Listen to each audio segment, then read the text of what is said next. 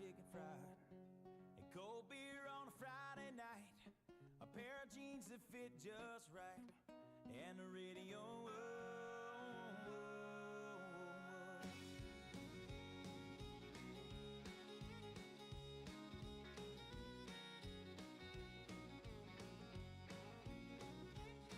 Well, I was raised up beneath the shade of a Georgia pine, and that's home, you know. Sweet tea, pecan pie, and homemade wine, where the peaches grow. In my house, it's not much to talk about,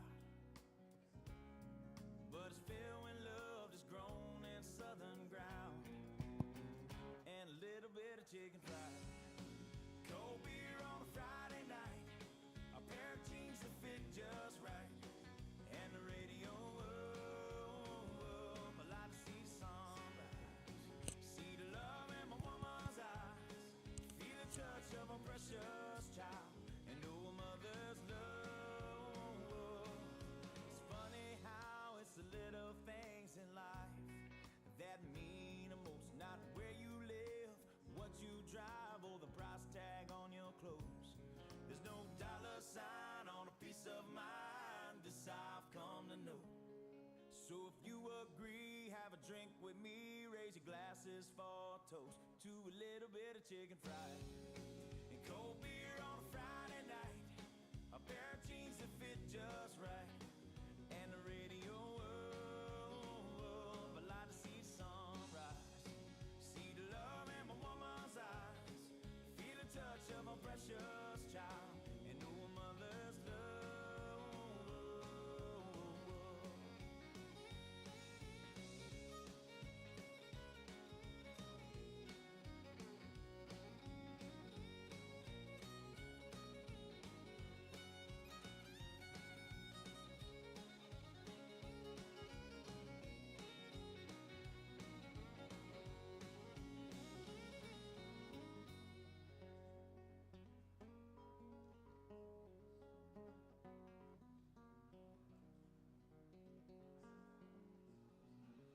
Thank God for my life, for the stars and stripes, may freedom forever fly. Let it ring, salute the ones who died, the ones that give their lives so we don't have to sacrifice all the things we love, like our chicken.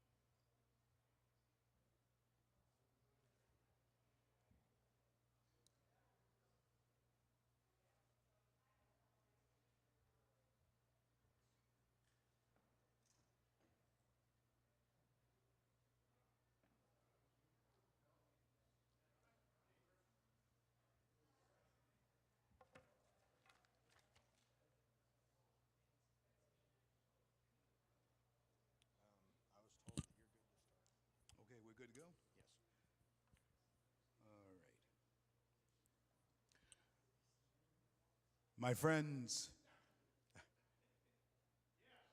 we are here today, my fellow Americans. We are here today with our good friends and our fellow Americans at this gathering that will, of course, bring a spotlight to something that could, in fact, sweep across our nation if we are not careful. There is a certain attack that is going on against the foundational principles of America. And the Constitutional Sheriffs and Peace Officers Association certainly want to stand up and push back and encourage others to stand up and push back against the heavy hand of big government that certainly is robbing all of us of our own constitutional rights and responsibility. This is something that can trickle down and harm us for generations to come, and also poison the bloodstream of our American youth. You're seeing it now on the streets of our cities, and before we go any further, I want to thank the pastor of this church, and I want to thank Sam Bushman, Sheriff Mack, and General Mike Flynn, who will be joining us here shortly. And I want to say, to each and every one of you, as Lincoln stood on the battlefield of Gettysburg, we are on and we are engaged in a great civil war. And you see that happening now, and that civil war is designed to determine whether or not a nation so conceived like ours can long endure.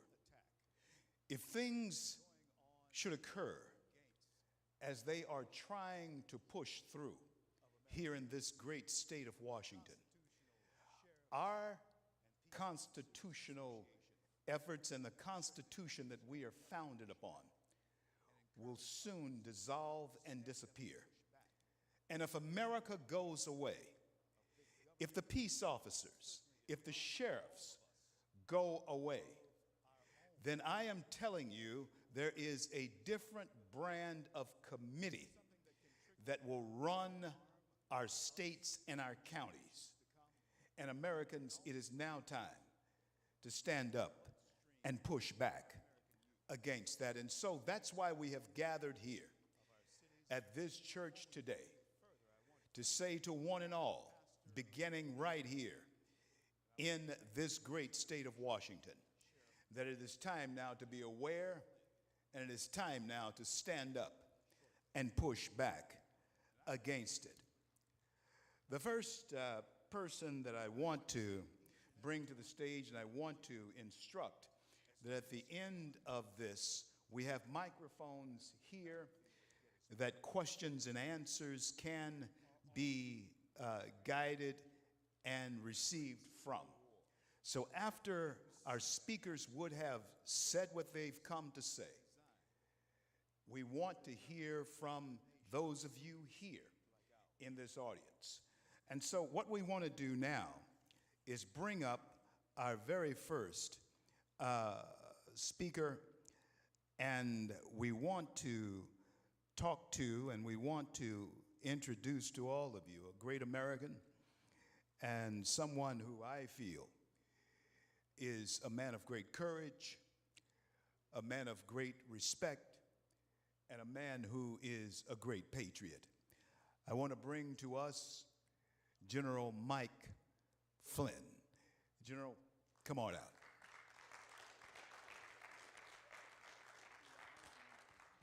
I don't know who we got here. Good, thank you, CL. I got a little bit under the weather. So just because of the, I think, travel. So I know we got still people that are rolling in here, and this was for a some type of press conference or whatever. The lack of interest, okay, in what our country is experiencing can be defined as complacency, okay? It could be defined as apathy. And there's been a couple of studies. So for some of you that got cameras, do I need to stand in a certain place? Because I tend to wander around. I'll stand here, I guess. But there's been a couple of studies of the rise and fall of empires in the history of the world. Okay, they're very, very detailed. They're very thorough, and you cannot argue against the data nor the outcome. You just can't. You can argue about the windows of time that the different stages occur, but you can't argue about the beginning, the middle, and the end, and then eventually the consequences, right? And again, we got all these people that are here for something today, and you have, your crazy media that are here, and I've always been one who's like, come on, let's talk about what we're up against here, But part of that is that what they're up against, or what they're part of, is they're part of our decline. And I mean that purposely and intentionally.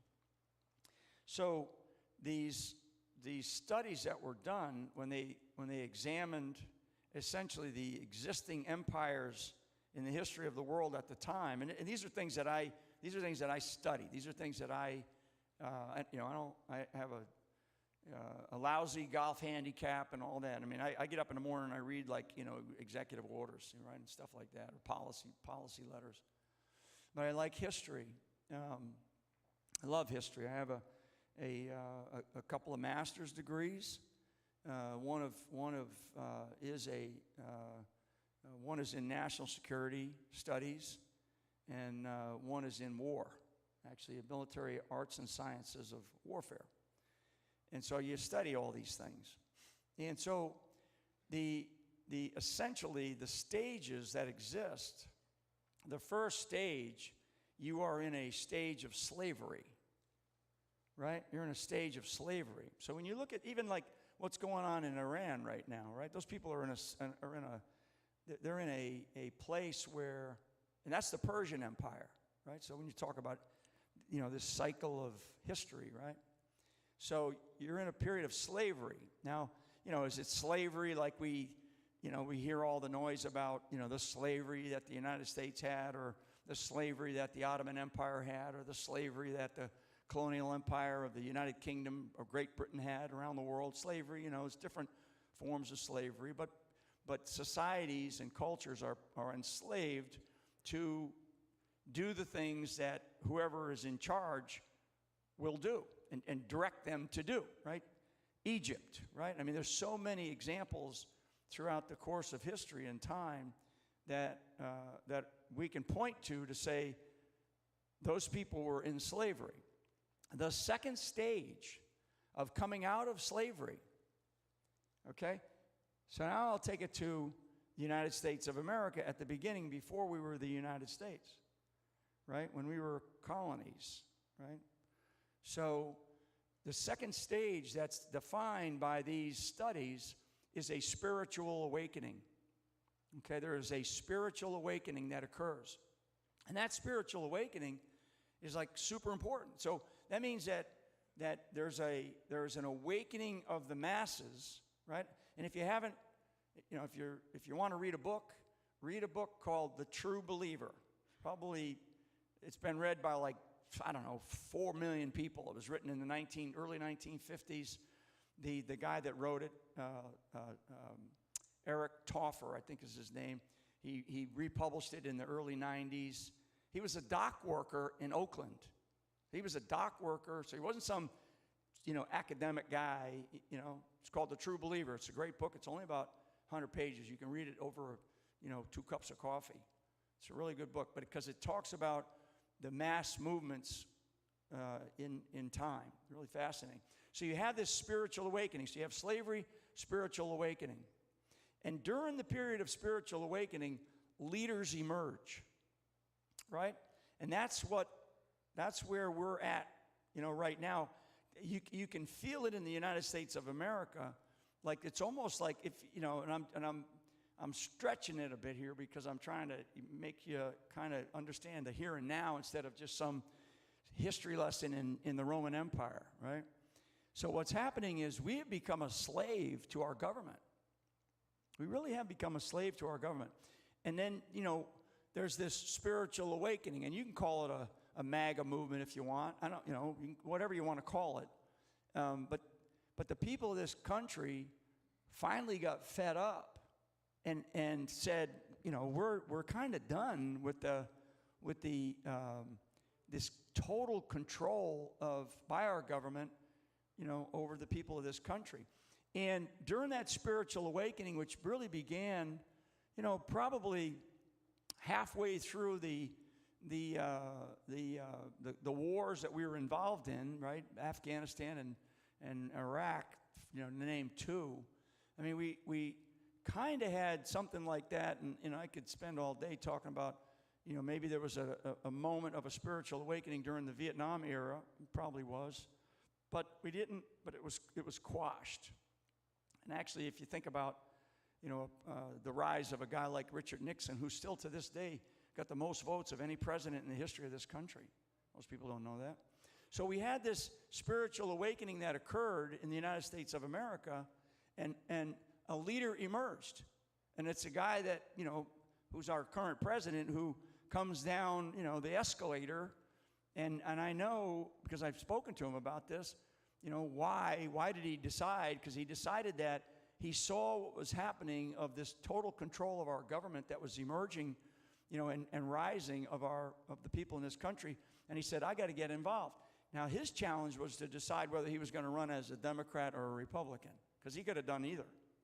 And I think he really wanted to beat the Democrat Party because they despised him, and he knew it. So he ran as a Republican. So a leader emerged, right? Spiritual, slavery to our government, and a spiritual awakening. The people of this country, pretty much the grassroots in this country. And then you have a leader emerge. Maybe there's some others out there, and there are other leaders that have emerged.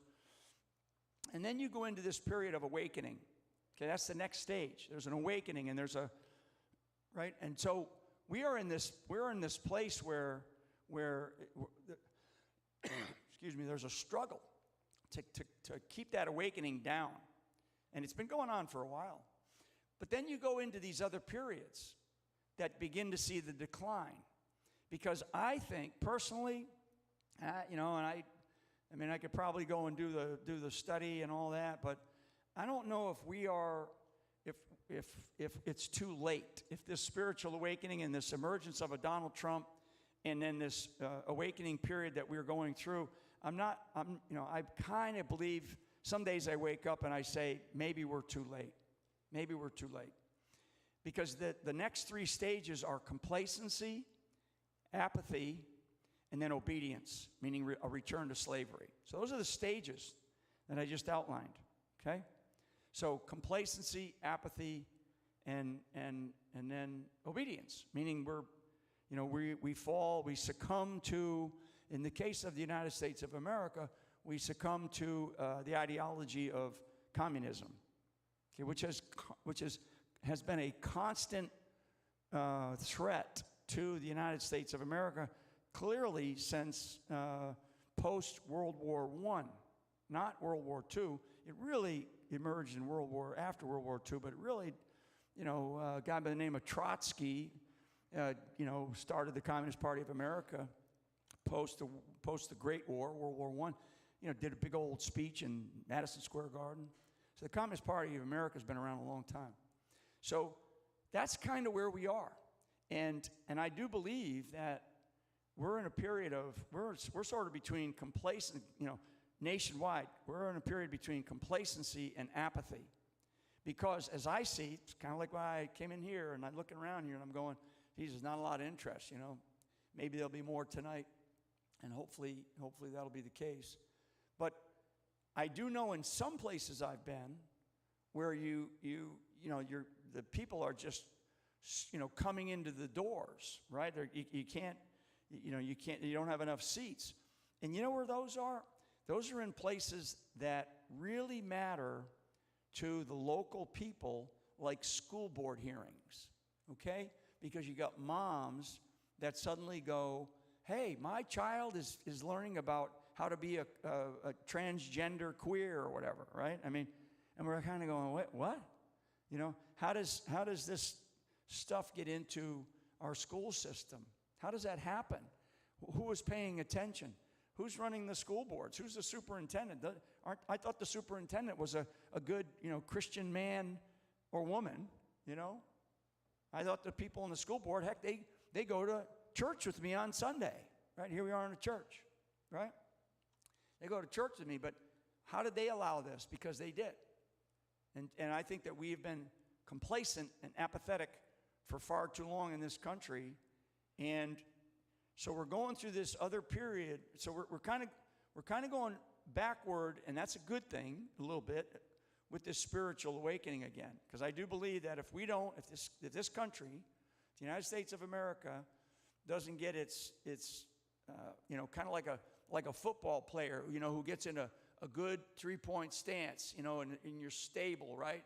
And your coach comes through and he swipes your hand. Anybody that's ever played football, coach comes through and he swipes your hand and he sees if you're steady and stable, because that means that you're ready to move forward and hit and accomplish your mission, hit your target. So I think right now, America is not steady. We're on like our heels, and we're if a coach or the historical trends come through and swipe our hands away, we just fall, we collapse. And I'm telling you now that it is a fact of life that empires, and we are an empire, the American empire. And people don't want to use the word empire, but that's what we are. It is a fact of human history that empires rise and fall. And so at some point in time, we're going to fall. Some point. Now, is it now? We're at our 250th year, right? So those studies that I mentioned, there's two of them. There's two broad studies, and they basically talk about the same stages that I just talked about. The average number of years that empires last, is between 200 and 300 years. For all those empires that they studied, right? Carthaginian, Roman, Athenian, Ottoman, Mesopotamian, British Empire, right? I mean, all these empires that they studied, the average lifespan was between 200 and 300 years. We're at 250 years. And it's because, essentially, when you look at at what's happening in our country, our government has so bloated itself and so grown. And it's not just in Washington, D.C. It's everywhere. It's local, state, I mean, I'm sick to my stomach about what we're finding. Every day we lift up the carpet and we go, oh my God, look at how much corruption there is, right? I mean, you just think about, this whole thing with the daycare centers, right? In Minnesota, and now it's Ohio, it's Maine, it's Washington, it's right here, it's Oregon, California. And it's like there's a group of people in our country, maybe they're not paying taxes. Maybe they don't pay their taxes. Nobody goes after them. I mean, I've paid my taxes my whole life, right? But maybe they don't. But there's a whole group of people in this country that are being affected because those are taxpayer dollars.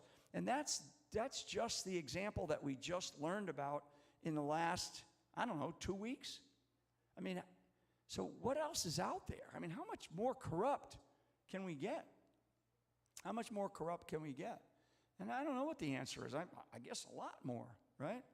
So, because of I like to try to be generally, optimistic, and realistic. But I like to generally be, upbeat. So it's kind of like, well, what do I do? Because people ask me all the time, well, what do I do?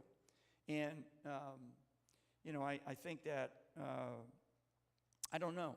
The answer is, I use this phrase, local action has a national impact, right? And so what does that mean? And I used to teach this as an officer in the Army to young officers and non-commissioned officers, right? They'd come to me with all their problems, and they'd say, hey, sir, I got this problem, I got that problem. And I'd be like, well, what are you going to do about it? What do you want me to do about it, right? I mean, if I could see quickly if it was something that I could fix, and I'd fix it. But then I'd kind of, as a leadership lesson, I'm like turning around to them and going, well, what is it that you can, is there a part of that problem that you can fix? Well, sir, yeah, there is. There's a part of that problem that I can fix. I said, well, why don't you go fix it? Go fix it, and maybe by you fixing it, that'll shut down the other half of it, right? Maybe that'll show people an example that, you're out there trying to fix it. And the whole point is about control. It's about control. The leadership lesson to every single American is about the idea of take control of what you can control, right?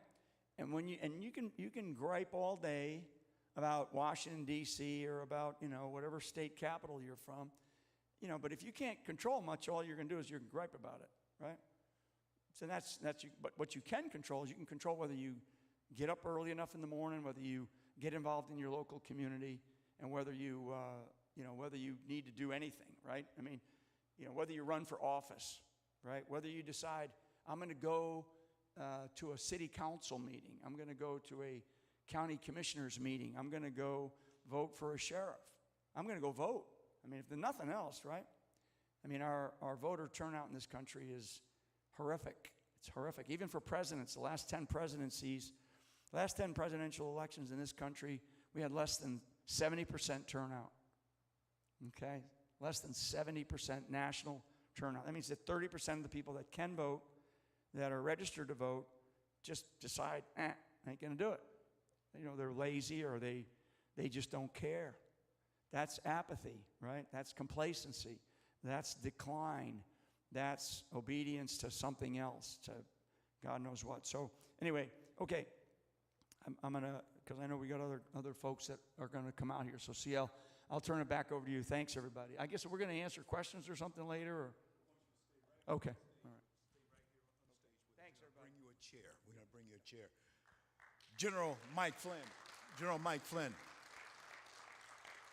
And now, folks, I want to bring to the stage someone who soothed the Clintons and lived to tell about it. That is Sheriff Richard Mack. Sheriff Mack, come on out.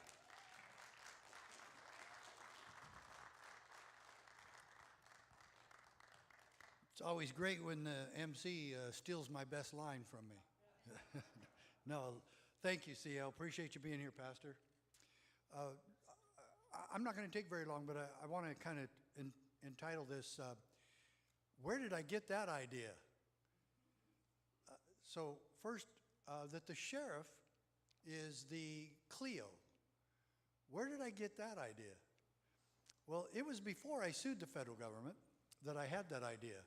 But to reinforce that idea, Justice Scalia, writing for the majority of the United States Supreme Court, June 27, 1997, said, because there is no constitutional text speaking to this precise question, the answer to the Clio's challenge must be sought in historical understanding and practice. Well, the Clios that were the ones that put this question before the Supreme Court were 7 sheriffs from across the United States of America. One from Arizona, one from Texas, one from Mississippi, one from Louisiana, one from Vermont, one from Wyoming, and one from Montana. Those 7 sheriffs brought this to the United States Supreme Court, and 2 of us ended up actually being the ones to be heard, and that was Prince and myself. So where did I get the idea that the sheriffs were the Clios? Well, what's a Clio? Chief Law Enforcement Officer. So the chief law enforcement officer of every county in this country is your sheriff. That's what he nicknamed us, and that's what the Brady bill that we were suing also said that this Brady bill shall be delivered to the Cleos of the country. Guess who that was? The sheriffs. It didn't go to any attorney general of any state. None. It didn't go to the state police, except where there are 3 states that don't have sheriffs.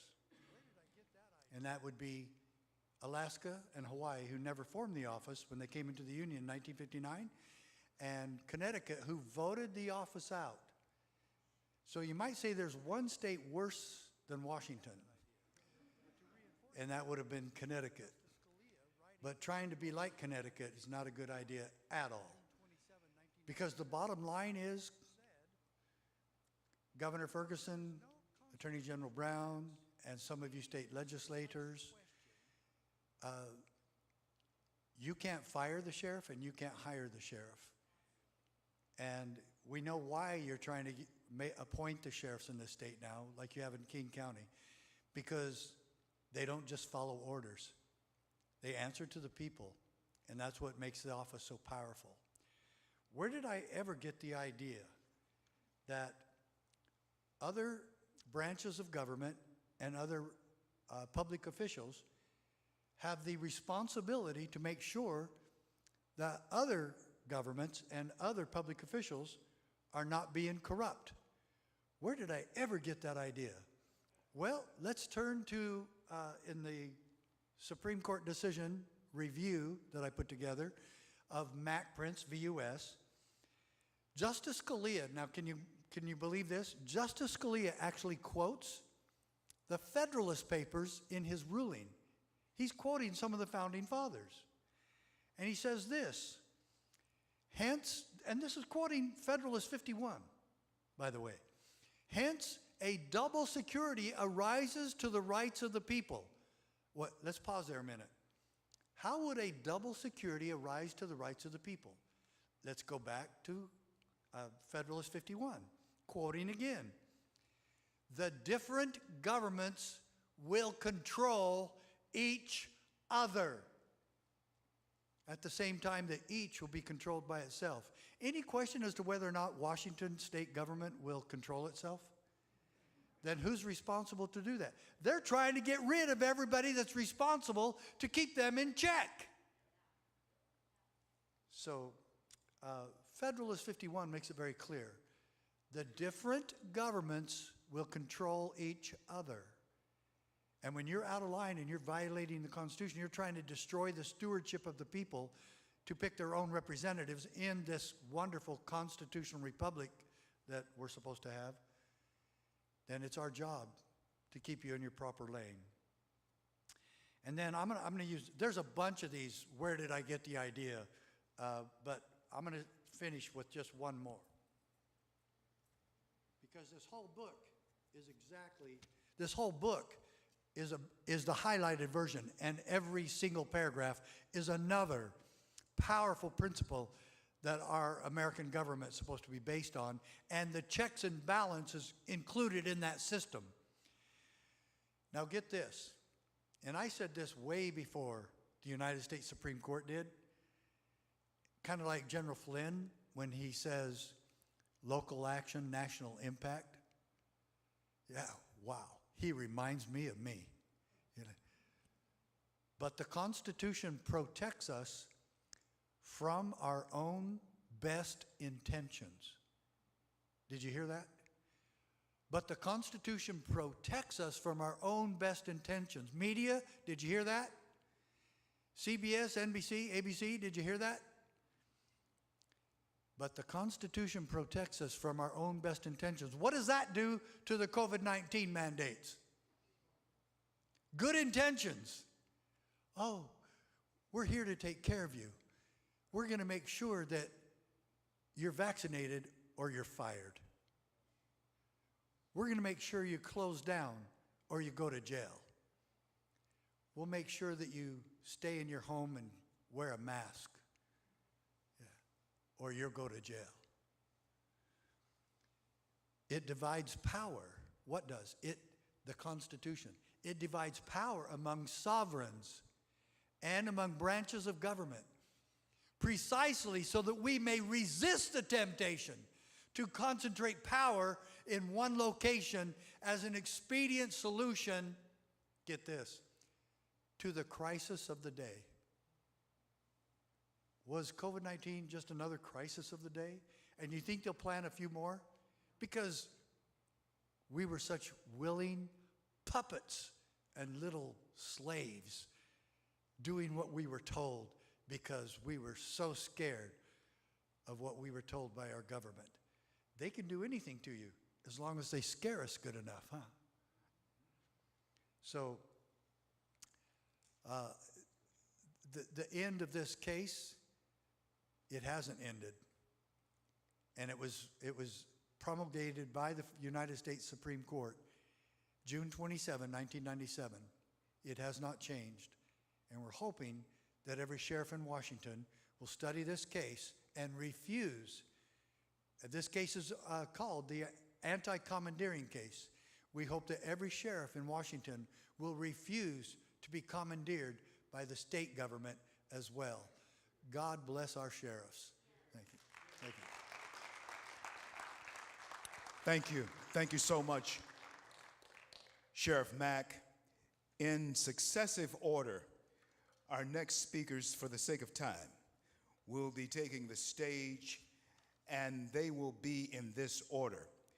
Sheriff Kendrick of Idaho, and from the state will come, Sheriff Kendrick from the state of Idaho will be coming next. And then after that, we have Sheriff Robert Songer from Arizona, and then we have Mark Washington, and then we have Sheriff Mark Fincham, Senator Mark Fincham. I have my notes, and they gave them to me. But in successive order, these names will appear. And then we'll have also Daniel Shibes, I believe that is correct, will come in successive order for the sake of time. So Sheriff Kendrick, Idaho, will be our next speaker. Sheriff Kendrick.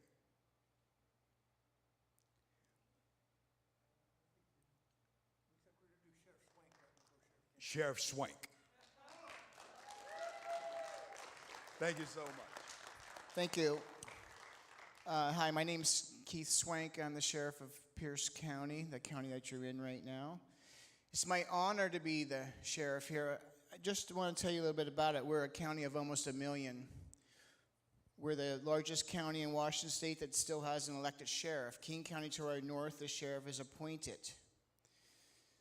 I'm the first person ever to be elected sheriff of Pierce County without having been a member of the Pierce County Sheriff's Office. Now, that doesn't mean that I've never been a cop, but I was a cop in Seattle for 33 years, and I retired from there, and I ran for election in 2024, and I was elected, and I'm proud to be the sheriff of Pierce County.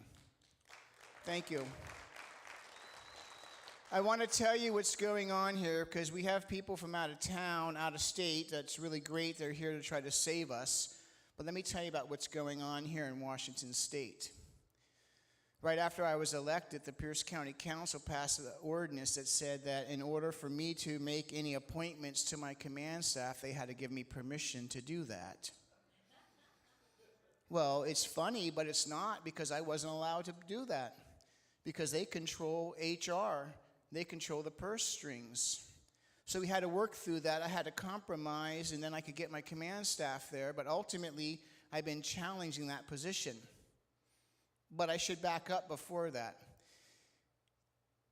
In the 1970s, the sheriff of Pierce County, his name was Janovich, he was very corrupt. The people of Pierce County decided to become a charter county in 1980. And a charter is a constitution of the county. And in that charter, they put restrictions on the sheriff. They said the sheriff would be appointed, and the sheriff would be an executive manager under the executive department under the executive of the county. So for 26 years, the sheriff was appointed. Then in 2006, the people of Pierce County decided to have the sheriff be elected. But the charter was never changed. The charter still says the sheriff is an executive department of the executive's office. So the executive and other people have been saying that the sheriff, me, who's independently elected, should answer to what they say. So we've been fighting that. Fast forward, I get elected, get sworn in, take over the office in the beginning of 2024. The executive issues executive orders that tells me that I'm not allowed, or anybody, no department, no elected official is allowed to enter into any contract with any federal agency regarding whether it costs money or not. So that means I couldn't enter into a memorandum of understanding with the FBI, which we already had, the DEA, the ATF, the U.S. Marshals, all our federal partners that we work with. I wouldn't be allowed to enter into any contracts with them without his permission. Well, I know that's unconstitutional. I'm independently elected. He can't give me these orders. So I went to the prosecutor and said, Madam Prosecutor, he's issuing these executive orders. They're unconstitutional. She told me they were constitutional, that he was allowed to tell me what to do. And I told her that he wasn't. And I said, hypothetically, if he were to issue an executive order, and you say he can, if he issued an executive order today that said Sheriff Swank is no longer the sheriff, would I have to abide by that? And she said, no, you're independently elected. And so I said, I have no confidence in you. I have more confidence in ChatGPT than you. And so I sent an email with what ChatGPT said. It says that I'm independently elected, and I'm independently, and I'm all on my own, which you all know. But she still refused to do that. And then she said to me, why don't you just go along so we can get along? And I said this, and I still say this, regardless if I agreed with the executive or not, say the executive was a right-winger like me, like people say I am, and he issued executive orders, I wouldn't abide by those either, even if I agreed with the principle of them, because we have to keep the sheriff's office independent. And the people of Pierce County are the ones who decide who the sheriff is. And I don't want to spend too much time. I'm going to be brief here, but I want to talk to you about two bills going on in the state legislature. The sheriff qualification bills. They say it's police chief and marshal and sheriff qualification bills, but really what it is Democrats control everything in the state. They have 60% of the House, 60% of the Senate. They control all executive offices. The only people they don't control are the sheriffs, and they need to control the sheriffs, then they control everything, and they can impose their will upon you, the people. They already are, but they can make it even worse. So they have these qualification bills where if you want to be the sheriff, you would have to allow them, you'd have to say, I want to run for sheriff.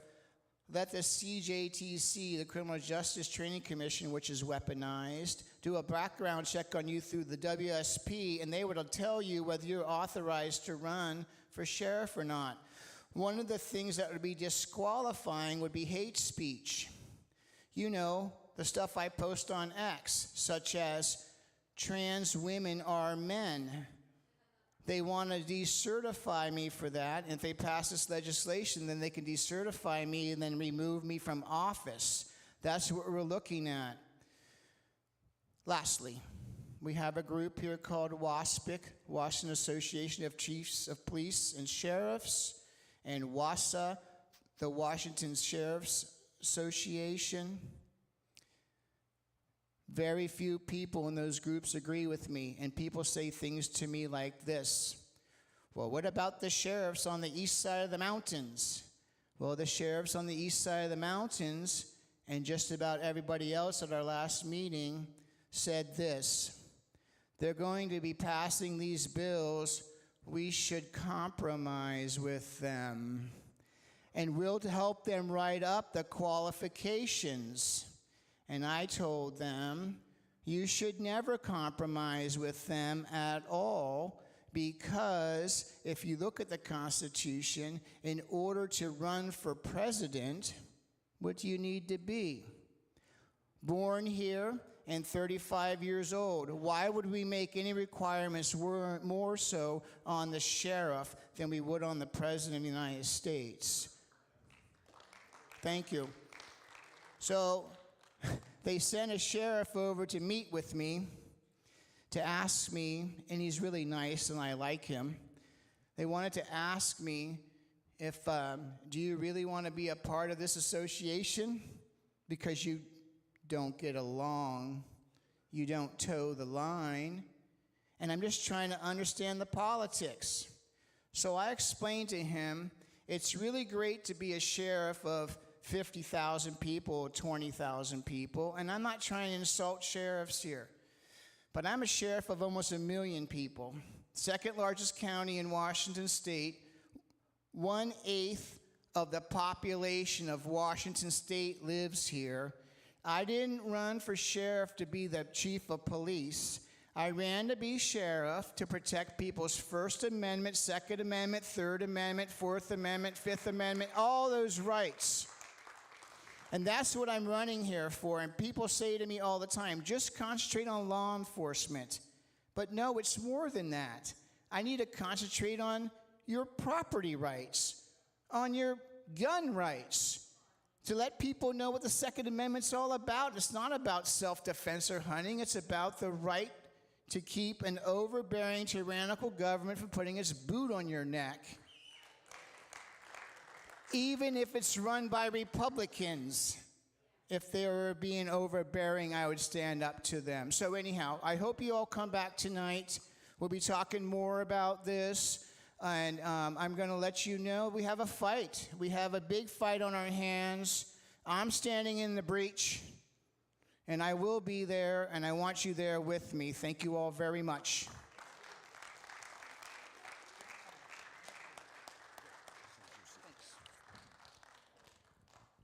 And we encourage all of you to come back tonight. We're going to be joined by 300-400 of our closest friends and people who certainly are interested in this particular topic. Coming up next will be, and gentlemen, I would ask you to pay close attention to the agenda. Sheriff Kendrick, come on out.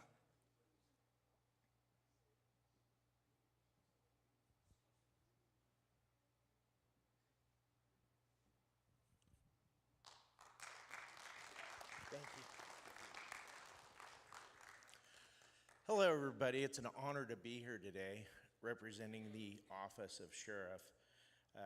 My county is Owyhee County. It's in the bottommost southwest corner of Idaho. We're considered not rural, but frontier. The office of sheriff, first one in history that in records, historical records, was around the 8th century in England, where they had the office of reeve, which was appointed in by the peasant class. It was a feudal system, and reeve was in charge of a shire, which is later changed to county. Shire reeve became sheriff. Kings immediately made that position appointed because he couldn't have the peasant class giving him a what for. So the position of sheriff was largely appointed up until the founding of our country, where sheriffs started to be elected, where the sheriff is accountable to the people, our citizens, our constituents, not to any one man. As soon as the position becomes appointed, then the people no longer have a say. And what they have is they'll turn it into the office of sheriff into an evil force against the people. The people no longer have a say at that point. They can tell the sheriff, go collect guns or you're going to lose your job. And those sheriffs that they appoint won't be conservative, They won't care about your rights. They'll come and it'll be Hurricane Katrina all over again. You won't have First Amendment rights. It'll be like England, where cops are knocking on your door to take you to jail because of a Facebook post. And it's really going on in England. We've all seen that. That's going to happen here. That's the way they want it here, because they don't want anybody voted into office that's accountable to the people, just like a chief of police. And in closing, I'll ask each and every one of you and everybody out there, if you were to be stopped by a law enforcement officer, who'd you rather get stopped by, city police or deputy sheriff? And I know that you all are going to say deputy, because deputies, they conduct themselves differently than a city police officer will. City police officer is straight up letter of the law, whereas sheriff's offices, and it's an office, not a department, it's an elected office. So if anybody ever calls it a department, it's not, unless it's appointed. But the deputy sheriff that stops you is going to, what does the sheriff want? What does the citizenry want? What's the best thing to do here for the citizens? And that's what you're going to get instead of a boot on your neck. And you don't want the office of sheriff corrupted into a appointed position, because that's the last line of defense. And after that, if we lose it, our country's toast. So that's it. Thank you. Thank you. Sheriff Songer. Sheriff Songer will be coming up next, and in successive order, we'll have, after Sheriff Songer, CSPAO Florida State Director Bill Mitchell. Sheriff Songer.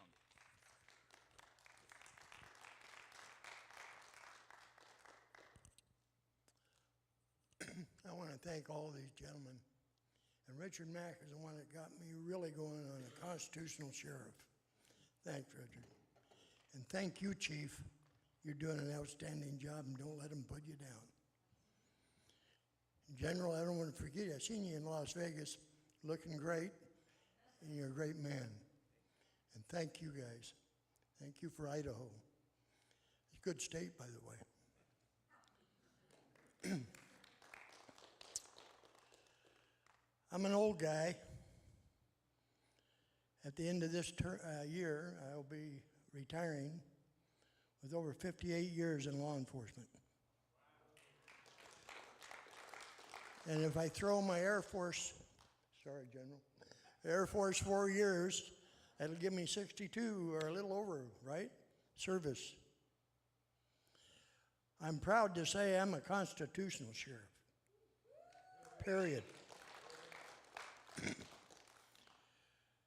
During COVID, I'd get calls from citizens, Sheriff, we got people out here lined up, and they don't have masks on, and you need to come out here and take care of that. I said, I hope they're having a good time, because we're not going to do anything about it. I rode some heat over that, but it was worth it. I think they proved that whole thing was a bunch of nonsense and corruption, by the way. A lot of people died because of that shot, by the way, or health problems. But that's not the only thing. And we had a bill a while back. It was called, I believe, House Bill 1639. Remember that, Sheriff? That's where he called his, that's where they first came out with this state to control guns. And I was blessed by being invited by Sheriff Mack. And my chief criminal deputy now, who had run for governor, Lauren Colt, he wanted to say hi. But Sheriff Mack called us back there and gave us an award for our position on that Second Amendment bill. Let's fast forward to right now. This country's in hell of a shape. See what's going on in Minnesota? Portland's always been a whack area to start with. I know because I served 20 and a half years in Clark County, right across the river from Portland. And unfortunately, Clark County is fastly growing into Portland. The far left progressives, in my humble opinion, is like a cancer. It spreads. Once they get a foothold, it spreads. We got Seattle mayor up there who lived with her parents. I don't think she ever held a job and was getting allowance. Can you imagine she is now the mayor of Seattle? That's nonsense. But the only way we can do this is to fight. Stand up. This Senate Bill 5974, like these gentlemen just spoke about, takes control over every sheriff in this state. And that's exactly what Governor Ferguson, and his henchman, Brown, State Attorney General. Oh, by the way, just for clarification, I'm under investigation right now by the State Attorney General's office. And they've made all these record requests. They want all of my emails, all of anything to do with computer conversations with ICE. And I had one of their little snitches call me up, and he's collecting these.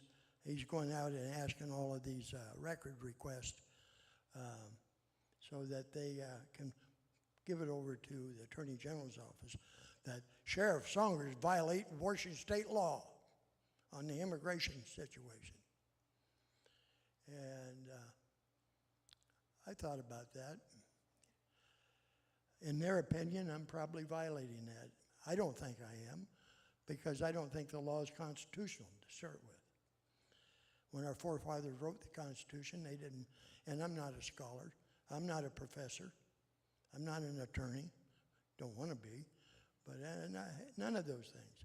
But I think they were written for the common man to be able to read it and know whether it's constitutional or not constitutional.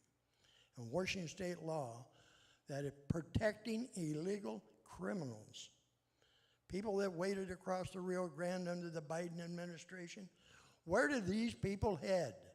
They head to sanctuary states where they're protected. Our government, in my opinion, could care less about the average citizen out there and their welfare. They're interested in power and control. And that's what Senate Bill 5974 does. It gives them the power. Elected sheriffs are a thorn in the side to our governor, and should be when they do unconstitutional things. But anyway, I mentioned to this individual, I asked him, he wanted to know if he could tape record it. I said, sure, we're transparent. You ask for records, we'll give them to you. If we got them, we'll give them to you. As far as my relationship with ICE. And I said, I could save you a lot of time. And he said, well, what do you mean? I said, well, first of all, are you working for the Attorney General's office? No, I'm volunteering, but I don't work for him. I said, in other words, you provide him all the information. Yeah. I said, I can save you a lot of time. Now, I won't have it exactly because they'll have to tape, but it goes along like this. I said, as far as me contacting ICE, you bet. I will call ICE anytime I feel like calling ICE. Where does the state attorney general get off, or the governor, saying to a law enforcement officer, an elected sheriff, you cannot have communications with ICE? That is nonsense. I said, in fact, if Tom Holman would come to Klickitat County, he could ride shotgun and we'll go out and pick up some illegals. So I'm sure that's why I'm under investigation by the Attorney General's office. He said, well, the Attorney General's going to be talking to you. And I said, fine, have him call me.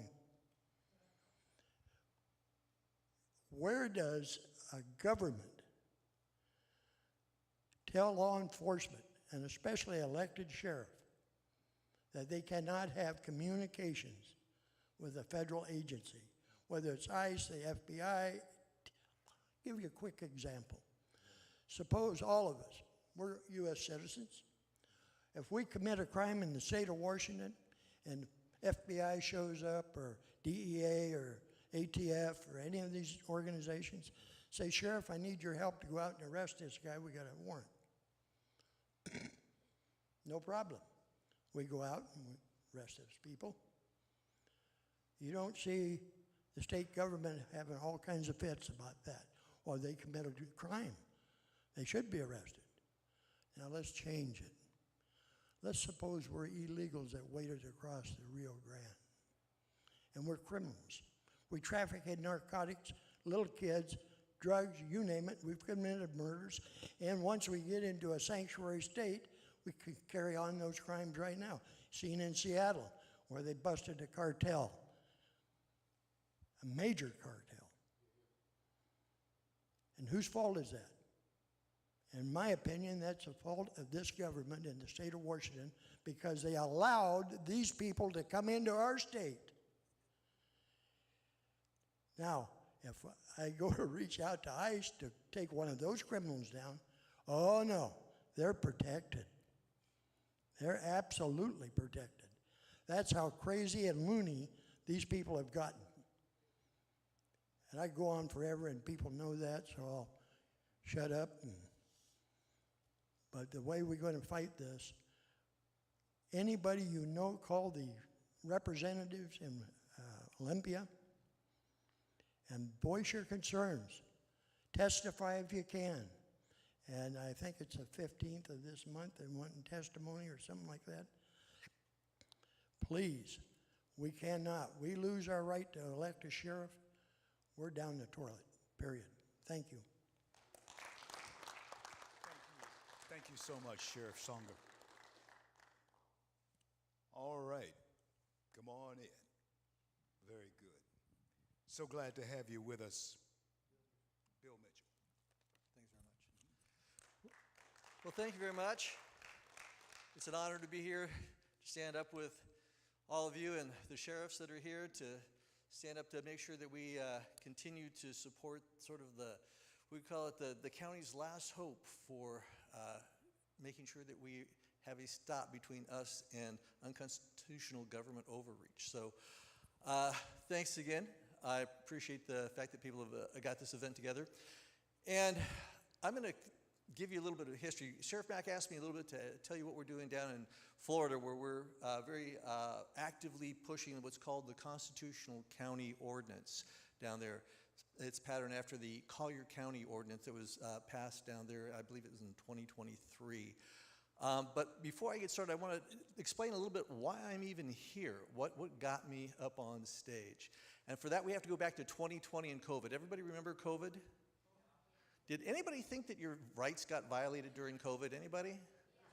A couple of people, yeah. Okay, I thought the same thing. And in fact, it became really clear to me. I was asked by some friends. I was living in Lake Havasu City, Arizona at the time. And some friends said, hey, listen, we're going to go down to the city council meeting, and we're going to protest and petition folks and talk about the fact that we think what they're doing and shutting us down and making us wear masks and doing all these things is not okay.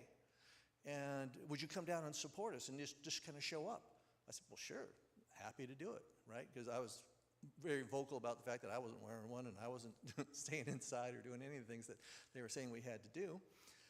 And so we went to the county commission meeting, and I was sitting there listening to people talk about, well, the masks don't work, and, we should be able to go to our jobs, and you can't just shut us down. They were talking about all these different things, but nobody mentioned what I thought was the most salient point that was there, is that this was unconstitutional, what they were doing.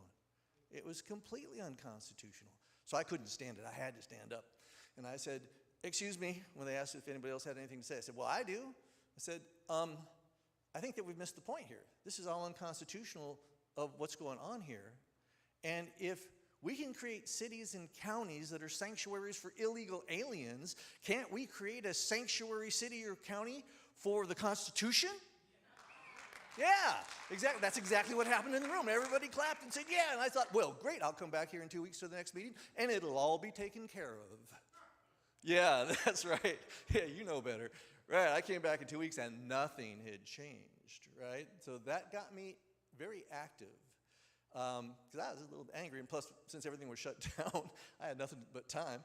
So we started working very diligently with a group of patriots in the Lake Havasu, Mojave County area, and we, in the process of a year and a half, were able to put through what was called the Constitutional County Resolution 1776, which was a way of reaffirming our constitutional rights and holding the county accountable for that, and the county finally passed that. So I won't bore you with how all that took place. And at the same time that was happening with us over there in Arizona, in Florida, similar things were going on as well. In fact, a gentleman by the name of Chris Hall, who is now currently a county commissioner down in Florida, was also doing the same thing, only he had a little different take. Instead of making this a resolution, he said, you know what, let's make this an ordinance.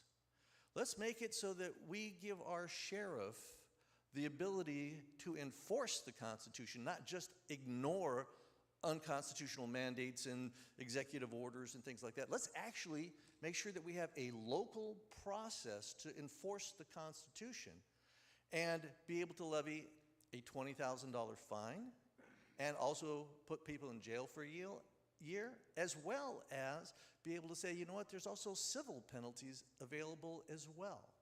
Because that's what the county commission down there in Collier County in Florida actually did. Now, it took them, they had to go through things. They started that in 2021. They had a resolution passed then, and it took them until 2023 to make it an ordinance, because there were certain folks that were afraid of what might happen. In fact, I had to tell you a little story about what happened in Lake County just recently. I was in there talking with the sheriff, who's a great sheriff, and the chair of the county commission. And we were talking about having them pass the ordinance, and she was like, well, I don't know, and all this. And the sheriff says, well, Bill, you know, this is all pretty simple for me. He says, well, you see, I figure our rights come from God, and I swore oath to protect them. And that's all you got to know, because that's what I'm going to do. I went, amen, amen, because that's true. It's exactly right, because that's exactly what we're doing.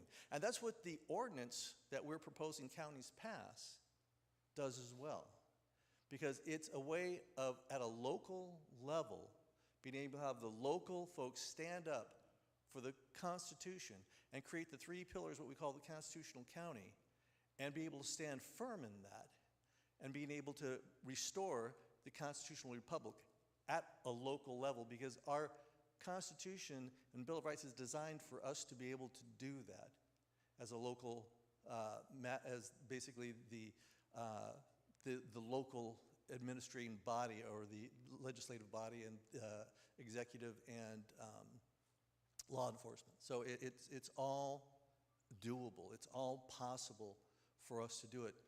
But there's only one thing that gets in the way of doing it. We all have to be in the barrel. Everybody know what I mean by that? Who knows the story about the guys who are watching the tightrope act over Niagara Falls? Anybody heard that story? I'll tell you anyway. If you've heard it, you'll hear it again. Okay, so here's the story. Two guys are standing. This is like back at the turn of the century when they were walking across Niagara Falls, and they were, doing all kinds of crazy stuff, and people would come there and watch them, hoping somebody would fall. And they go, "Oh, look, oh, that's too bad." Anyway, so they're there doing this, and this one guy says to his friend, he says, "I'll bet you can't walk across that." And he says, "Not a problem." Gets on the tightrope, walks across, and walks back. And his friend's amazed. He's going, "Wow, that was pretty cool." But he spots a wheelbarrow over to the side. I said, "I bet you can't walk across with that wheelbarrow." He says, "Not a problem, I can do it." Grabs the wheelbarrow, walks it across, walks it back. Now his friend is beside himself. He's thinking, "Wow, is there anything you can't do?" Well, so his friend says, "Well, let me ask you a question. You've seen me walk across and back. you see me take that wheelbarrow across and back. Do you think I can take that wheelbarrow across and back again? He says, well, yeah, duh. He said, well, good, get in. That's what I mean by being in the barrel. You got to be in the barrel. You got to have something at risk. You got to get involved too, because this can't happen without you. Thank you very much. If you've got any questions, be happy to answer them later. Very good. That was a long trip from Florida. It was a long trip from Florida, I can tell you that much. And thank you so much for being with us. Now we want next, State Senator from Arizona, Mark Fincham. Come on in. Thank you so much. Good evening, and thank you for coming. The folks that are not in the seats here are missing quite a group of individuals. I mean, these gentlemen here, from General Flynn right down the line, these are the people that have stood on the line. Yeah. So you've gotten a lot of good food so far. We've already talked a little bit about the Clio, so I'm not going to go deep into that. But here's what has me gravely concerned about what's in the discussion. A change in the established order. Why is that? You know that under the Biden administration, they slowly, methodically started to shut off access to information that would help local officials find fraudulent voters in the system. First shut off this record, then shut off that record, then shut off another one. So whenever government officials, whether they're elected like a governor or legislators, yes, I am a state senator, a former municipal police officer, never a sheriff, had great regard for our sheriffs. In fact, my sheriff, David Rhodes up in Yavapai County, is probably one of the best sheriffs in the nation. Everybody behind me's got a gun, so I should probably be off. But David has imparted on me a couple of things about being a sheriff. First of all, if I call him, he answers the phone. Try that with a municipal police chief. It doesn't happen. Why? Because he doesn't report to you, he reports to the person who appointed him. Now, of course, we've got a difference between a republic and a democracy. Those of you that know the difference, good on you. You paid attention in school. But I find it very interesting that Democrats like to hold up voter intimidation, and that Republicans are doing everything they can to disenfranchise voters. Well, wait a minute. What are they doing here? They're disenfranchising the voters of every county in this state by saying, no, you're not going to elect your sheriff. We're going to appoint him for you, and you're going to sit down and shut up. And that's how it's going to be. No, that's not how it's going to be. So the police have a very different function than sheriffs. The sheriffs, quite frankly, are here to protect your civil rights. And I heard at least two of the gentlemen speak to that. I'm glad they did. That means that they know well what their role is. But I'd like to give you some real examples of that. Down in Greenlee County, we had a little fracas where the U.S. Forest Service wanted to kick a rancher off his land who had a grazing permit, wanted to take his cows because he was there when the federal government agent told him he couldn't be there. You know, a kind of funny thing happened. The sheriff said, if you touch this man or his cows, I will arrest you. Because you are a ministerial agent of the federal government, you have absolutely no law enforcement authority on this land. I am the chief law enforcement officer of the county. And right now you are interfering with the Taylor Grazing Act, with a whole bunch of other federal laws that apparently you know nothing about. So why don't you just pack up and leave? Next thing you know, all of the actions that were reported to Secretary Rollins stopped. I think somebody got the memo because the sheriff stood in the way and said, no, you have a proprietorial interest only. And at that, a level 4 proprietorial interest, which is the lowest interest in the possession of land. While the federal government may claim they possess land in Arizona, and I suggest probably in Washington state too,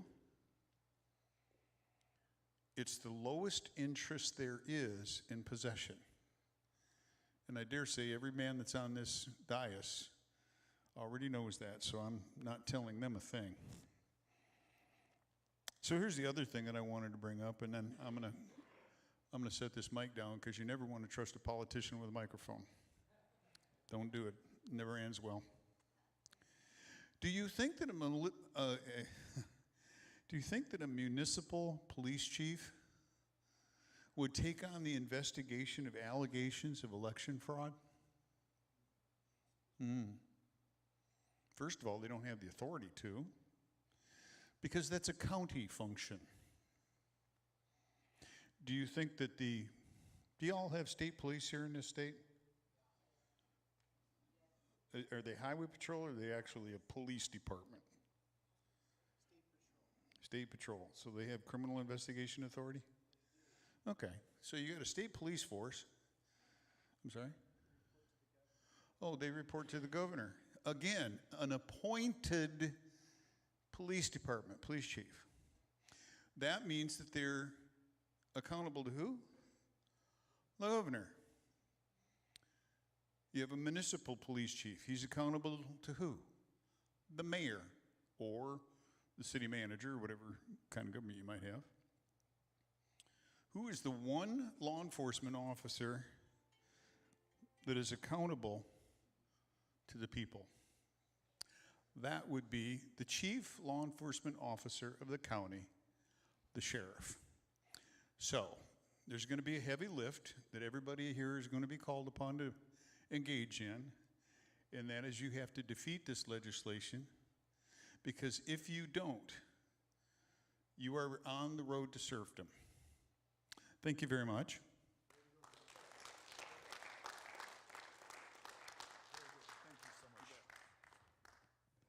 Okay, for the sake of time, let's keep moving with Director Daniel Scheib. Please come out now.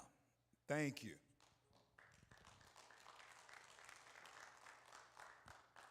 Hello, my name is Daniel Stibbs. No offense on pronouncing my last name wrong. It's just happened throughout my life, and I've learned to ignore it. For the last 4 years, we have been working with CSPOA in their mission to help defend and elect constitutional sheriffs throughout this country. And one of the big things that concerns me going forward is the lack of support and respect for the law enforcement and the vast overreach of government, whether that be at the federal, state, or even the local government. And up here in Washington State, you have the firsthand experience of seeing what happens when there is no respect or support for law enforcement. Because back in 2020, you had the CHOPS Chaz Zone, which took over a portion of Seattle for way longer than it should have been allowed to exist. And the only reason it got shut down was because someone got shot and killed. Now, with the sheriff being an elected position at the time, he could have stepped in and stopped that before it got to that point. But at that time, it didn't, and we had that horrible tragedy. And with the sheriff being the last line of defense against the vast overreach of government, we need to protect this position and keep it an elected position and make sure that stays with the people. Because I have grave concerns about the world that my son is going to grow up in if there is this lack of respect for law enforcement and the lack of enforcing the laws already on the books. I just don't want him to have to go up in school and then all of a sudden I get called to the principal's office because someone mistook something that he said. So, yeah.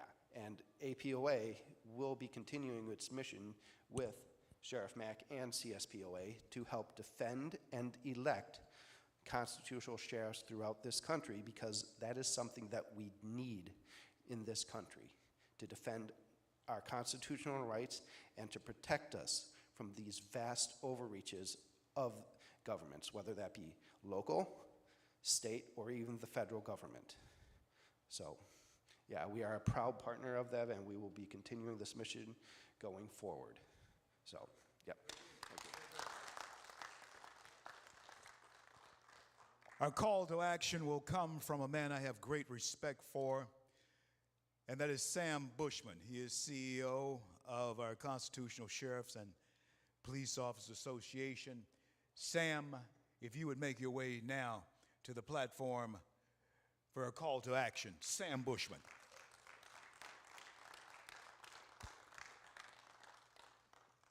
My dear friend Mark Fincham said everybody behind him's got a gun. Even blind people have the right to keep and bear arms, ladies and gentlemen, just so you know. And you don't know who has a gun and who doesn't. Remember that. That creates polite society. Well, thanks for being here. We appreciate it. You know, the crowd tonight will be a lot bigger. Today it's supposed to be for the media, although I think they believe in separation of media and state. Wait a minute, media and church? Oh, yeah. I don't know. They're welcome to come on in and learn about God Almighty.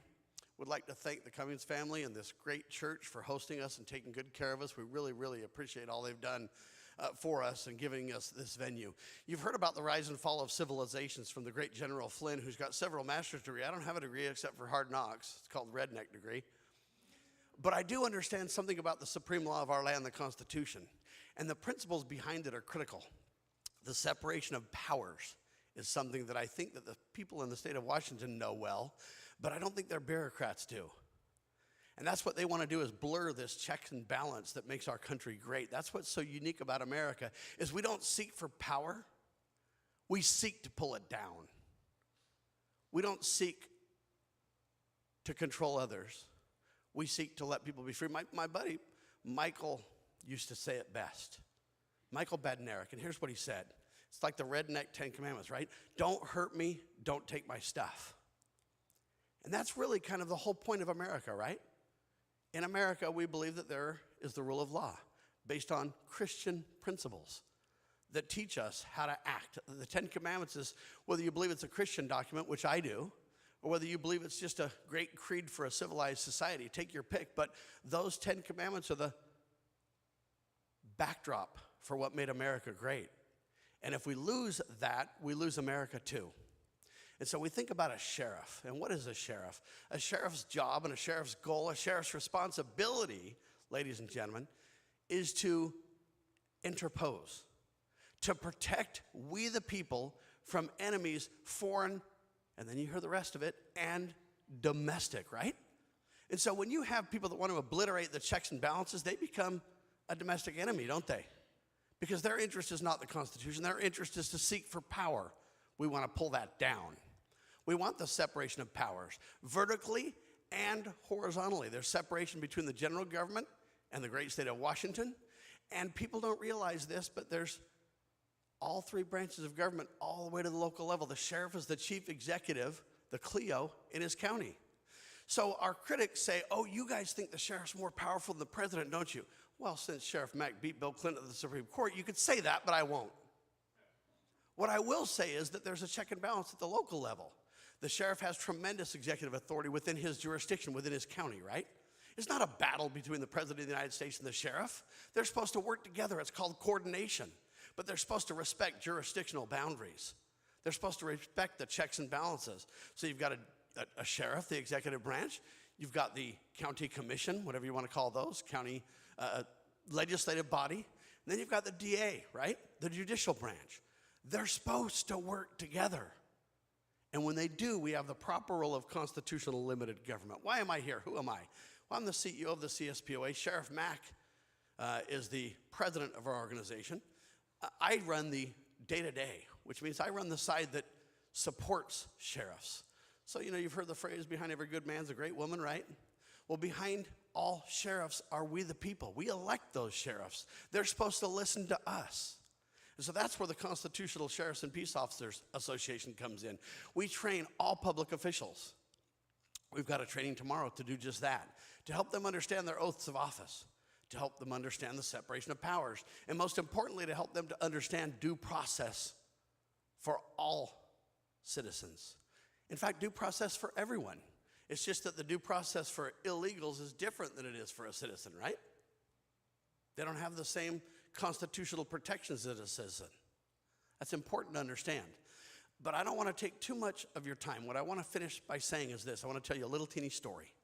And this is the purpose of the CSPOA. Have you ever heard, I can sleep when the wind blows? So this farmer wanted to hire a ranch hand, and he looked around and got all these people that came in and said, I can pound fence posts all day long. And the next guy said, hey, I can drive a tractor like you wouldn't believe. And the next guy said, hey, I can throw bales of hay all day long. And then one guy came in and he said, well, what can you bring to the table, sir? And he says, I can sleep with wind blows. And the farmer went, what? What are you talking about? I can sleep when the wind blows. So he left. And the farmer thought about it and he thought, I don't know what that means, but I have a feeling in my heart. I feel impressed to hire this guy that said I can sleep when the wind blows. So he did. And one day there became a big old storm. And the farmer freaked out in the middle of the night, woke up with the clap of the thunder and ran outside, and his farmhand was sleeping. And he thought, what the heck are you doing sleeping? When he ran around his farm and everything was buttoned up and squared away and all good. 100% great. And he went, I finally get it. He can sleep when the wind blows. Maybe I'll go to sleep too. So the way you be awake is you sleep when the wind blows. We, the people of the United States of America and the great state of Washington, need to learn to sleep when the wind blows. That means we take the time to prepare. That means we back our constitutional vanguard, the sheriff, who will interpose and protect we the people from even enemies domestic, which sometimes happen to sit in high government positions, right? And so I pray that we can learn to sleep when the wind blows. That takes time, that takes effort, that takes organization. And I look at churches across the land, and in my opinion, that's where the best congregations of people are to work together to do just that. It is indeed about God, family, and country. And would like you to become part of the CSPOA because that's where the sheriffs get their mojo. Sheriffs, when they get elected, that's where they get their authority. Where do they get their power? Answer, from we the people who elected them. God bless this church. God bless this land, America. And God bless all of you because the future of America hangs on the next generation and how well we educate them to sleep when the wind blows. Thank you.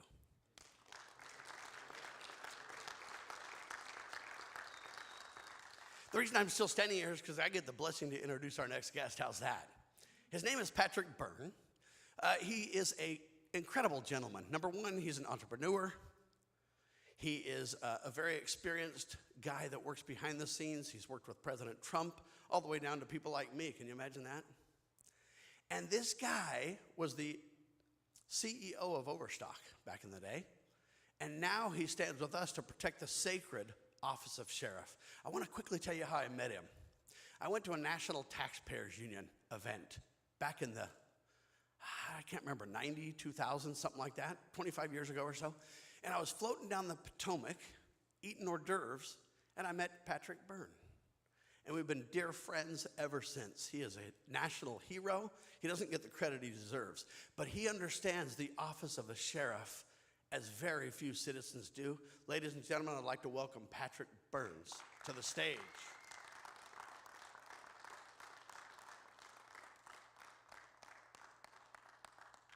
Thank you, Sheriff Bushman. Thank you so much. What an honor. What an honor to be introduced by Sheriff Bushman. Hello, ladies and gentlemen. I'll be short because I know you want to get to questions for our far more esteemed guests.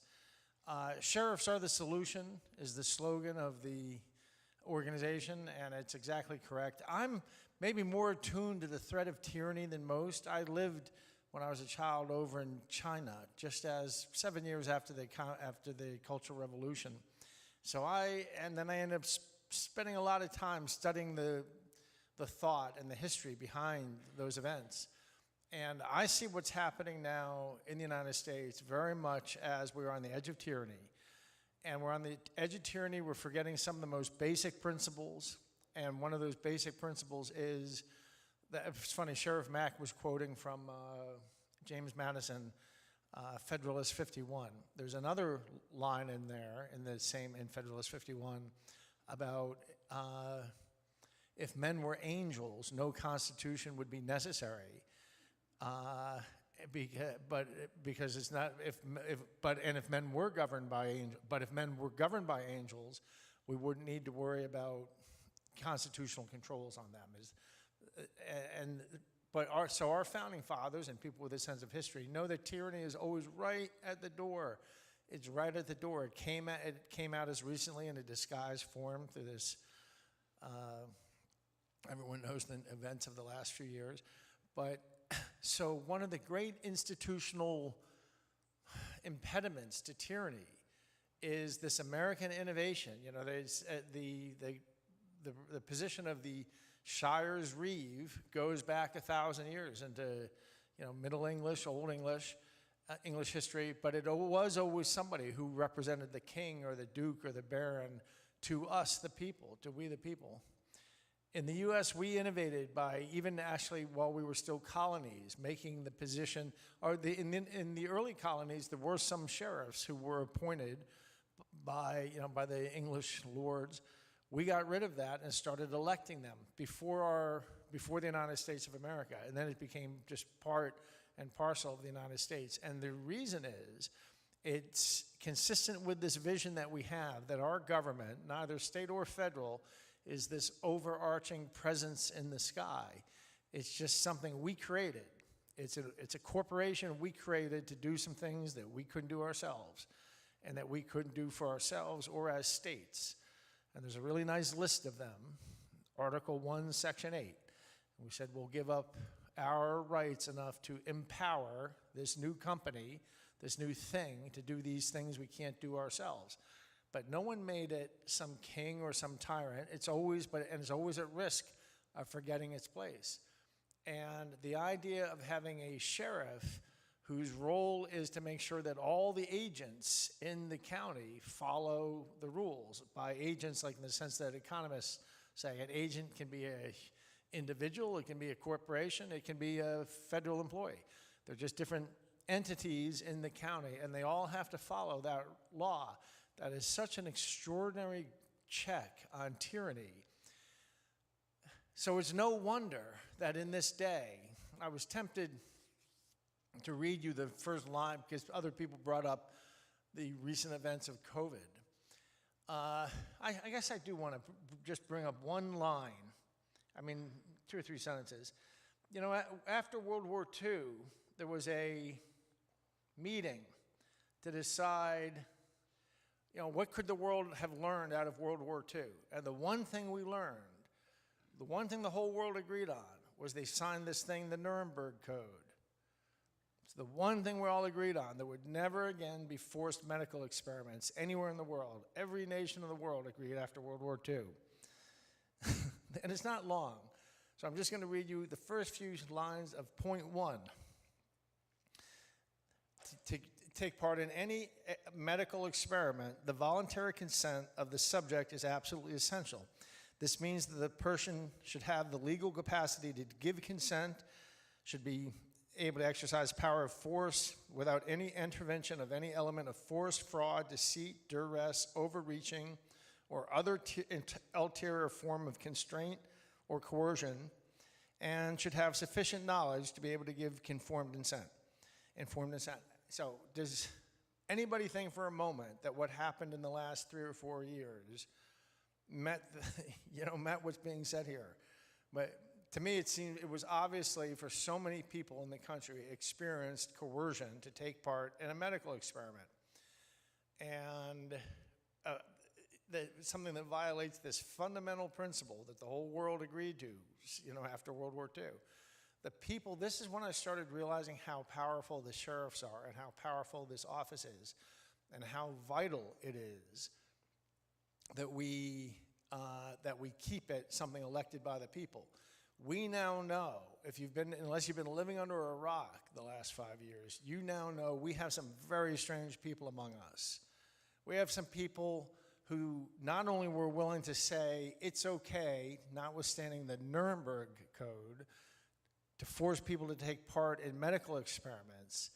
If they say otherwise, 58% of a certain political party, I won't even mention the name of the party, but 58% of that party was saying people could be, have their children taken away from them, their speech should be restricted, or they should be able to be locked up without any trial. Like 50 to 58% on these different questions were saying that's just okay with them. So we have a big part of our population who have really apparently forgot the fundamental principles of our country. And so to me, we have to really recognize, in a way I never did in all my life, how close we are to tyranny, how close we are to our authoritarian government. And the greatest line of defense we have at this point is to make sure that our sheriffs stay elected by the people so they're able to keep all the agents in the government in check, and that includes we citizens, and that includes the federal government. So it's an honor to be here, and let's turn it over to questions. Thank you very much.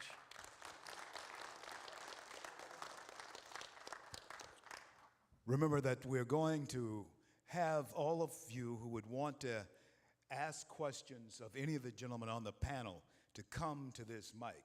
And by way of letting you know, I'm C.L. Bryan, former Senior Fellow FreedomWorks, Washington, D.C., filmmaker. And I'm certainly glad to be here. Each one of these gentlemen have an incredible story, and I'll be talking to each one of them on my own individually. But what they're engaged in and what they're doing is certainly newsworthy. And America need to pay attention to what is going on, or else the heavy hand of big government will certainly fall. So any questions that we have at this point in time from those people, if you would take this particular mic here, and we will answer the questions for you. Come forward.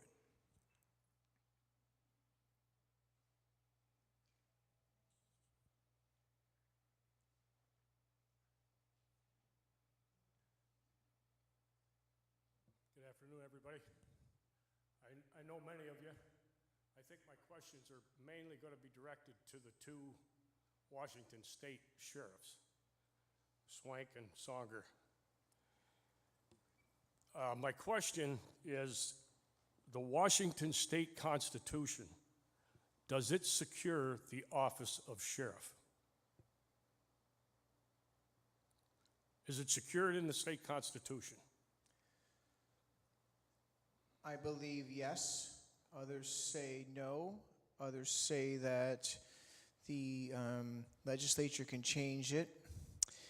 The problem we have in this state is we have a state Supreme Court that has 9 justices from Seattle on it, and they will abide by anything the legislature passes. So even if it is, which I believe it is, they believe they can override it.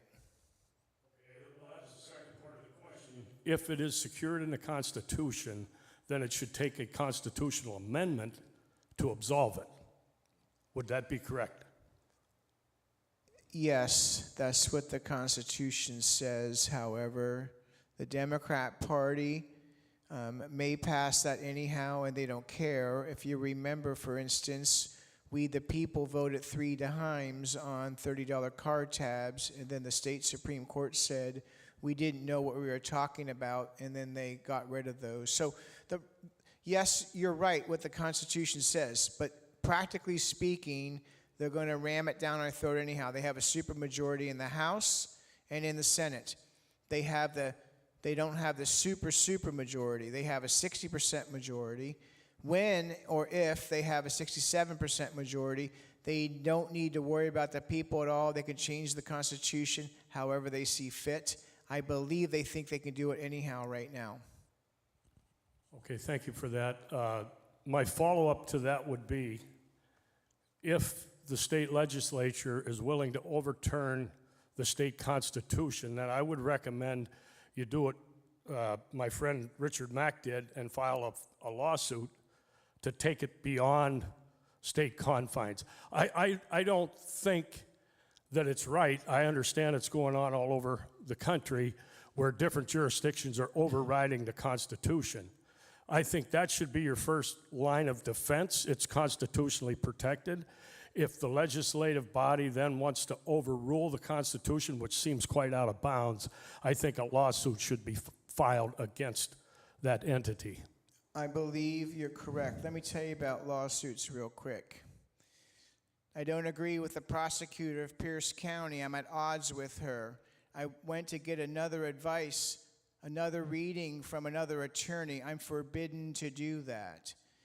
And so I'm stuck with the prosecutor because the state constitution says that she's the legal advisor to all elected officials. And people say this to me, well, Sheriff, you should just sue her. Well, guess what? No judge will let me into the courtroom.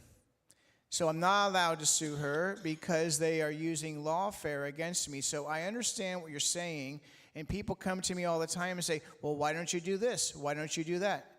Because we can't do that. I cannot be heard in any court.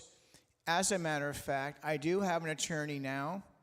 Mary Robnett, the prosecutor of Pierce County, picked the attorney and gave him to me to defend her. I mean, for me to be able to file a lawsuit against her. Where does that happen in America? But it happens right here in this county, and that's what's really going on here. And I understand exactly what you're saying. You're right. They don't care if you're right.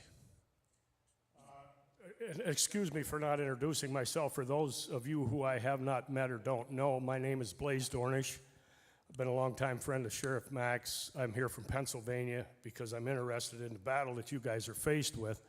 My further comment would be Article 4 of the United States Constitution suggests that we have a Republican form of government, and I would suggest that the legislative body in the state of Washington is operating outside of a Republican form of government, and I would suggest then that we have a federal solution to what you're faced with. And I know there's all kind of rabbit holes that we can go down here, but to me it sounds as if, like my next question, it sounds as if there could be a federal remedy to the situation that you sheriffs here in Washington are faced with. And I'd like to move on to a follow-up question. And this is for anybody here. Is maintaining a uniform code of naturalization and a secure border, is that the federal responsibility, according to our Constitution? Yes. Okay, so if you have state officials, such as it was suggested, the Attorney General here in Washington, it is impeding a federal responsibility. Why isn't ICE arresting attorney generals and governors that are impeding a federal responsibility? They should be. Those people need to be taking a perk walk. Those are my two questions. Again, I want to thank everybody up here. I appreciate all your efforts. I will do whatever I can. I got a little podcast. Any of you are welcome to participate with me and my daughter. We've been doing it for 2 years. I'd be happy to have you on as a guest sometime. Thank you. Thank you. Just really quick, for the future, we got to kind of move along those. So ask your question, step aside, we'll get it answered by who you direct it to.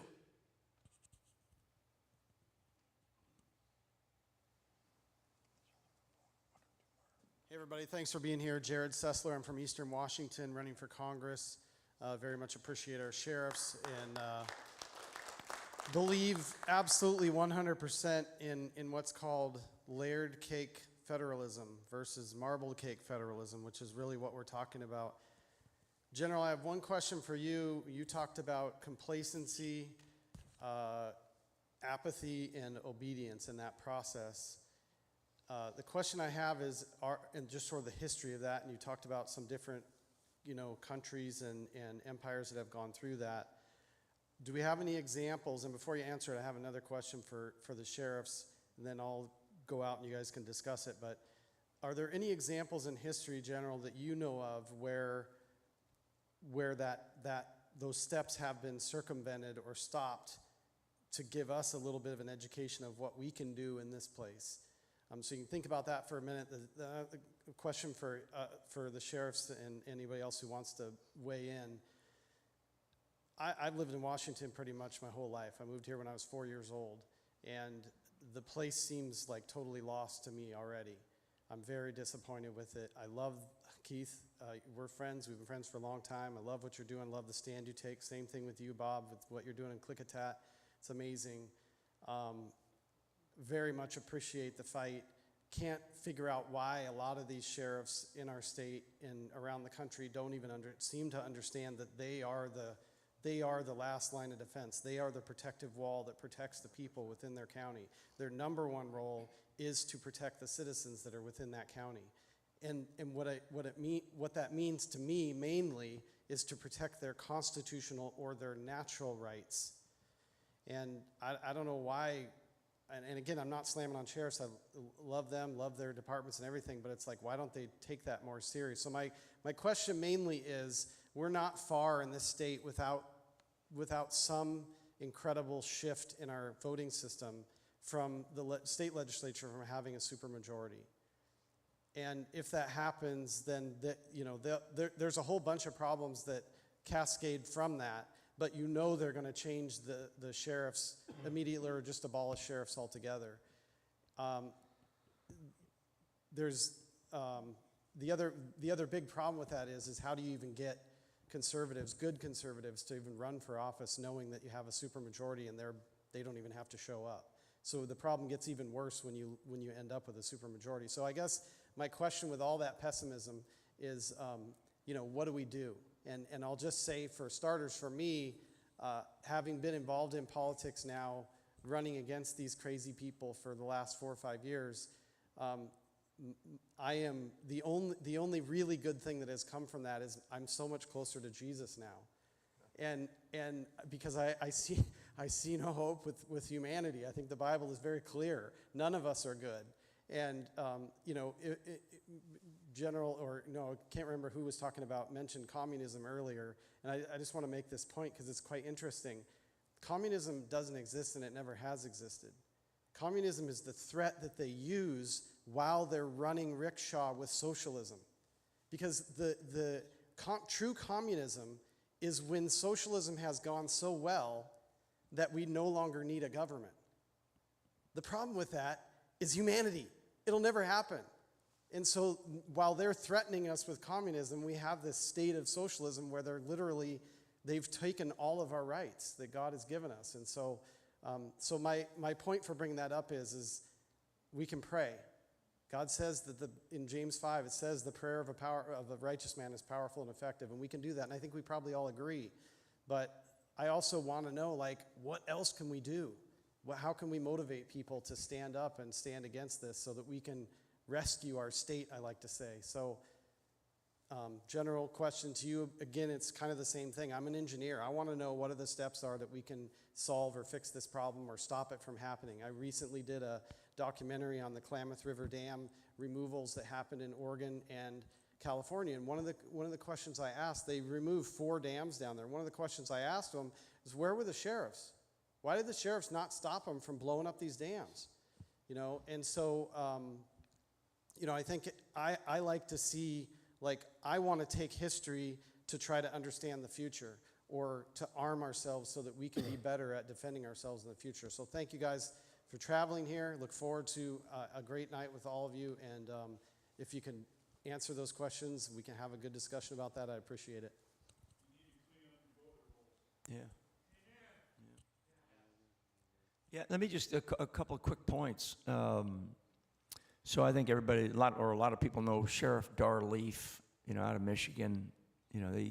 He was doing his constitutional duty, and he's been really brutally attacked by the left. We have a tendency to say that, you said it, but I've said it too. That these crazy lunatics on the left, and that's probably. I think, as I go forward, I'm going to be very precise in my language from now on, because I have had a tendency to say these psychopaths, they're these crazy lefties, because I look at them and I say, God, what is it that I'm missing, right? But they're really not crazy. They are very determined, they are very intentional, and they are very organized. Now, to give you a kind of a, you asked for an example. I'll give you a very basic example. I went through Wichita about a year and a half ago, a little more than a year and a half ago, and I met a young lady.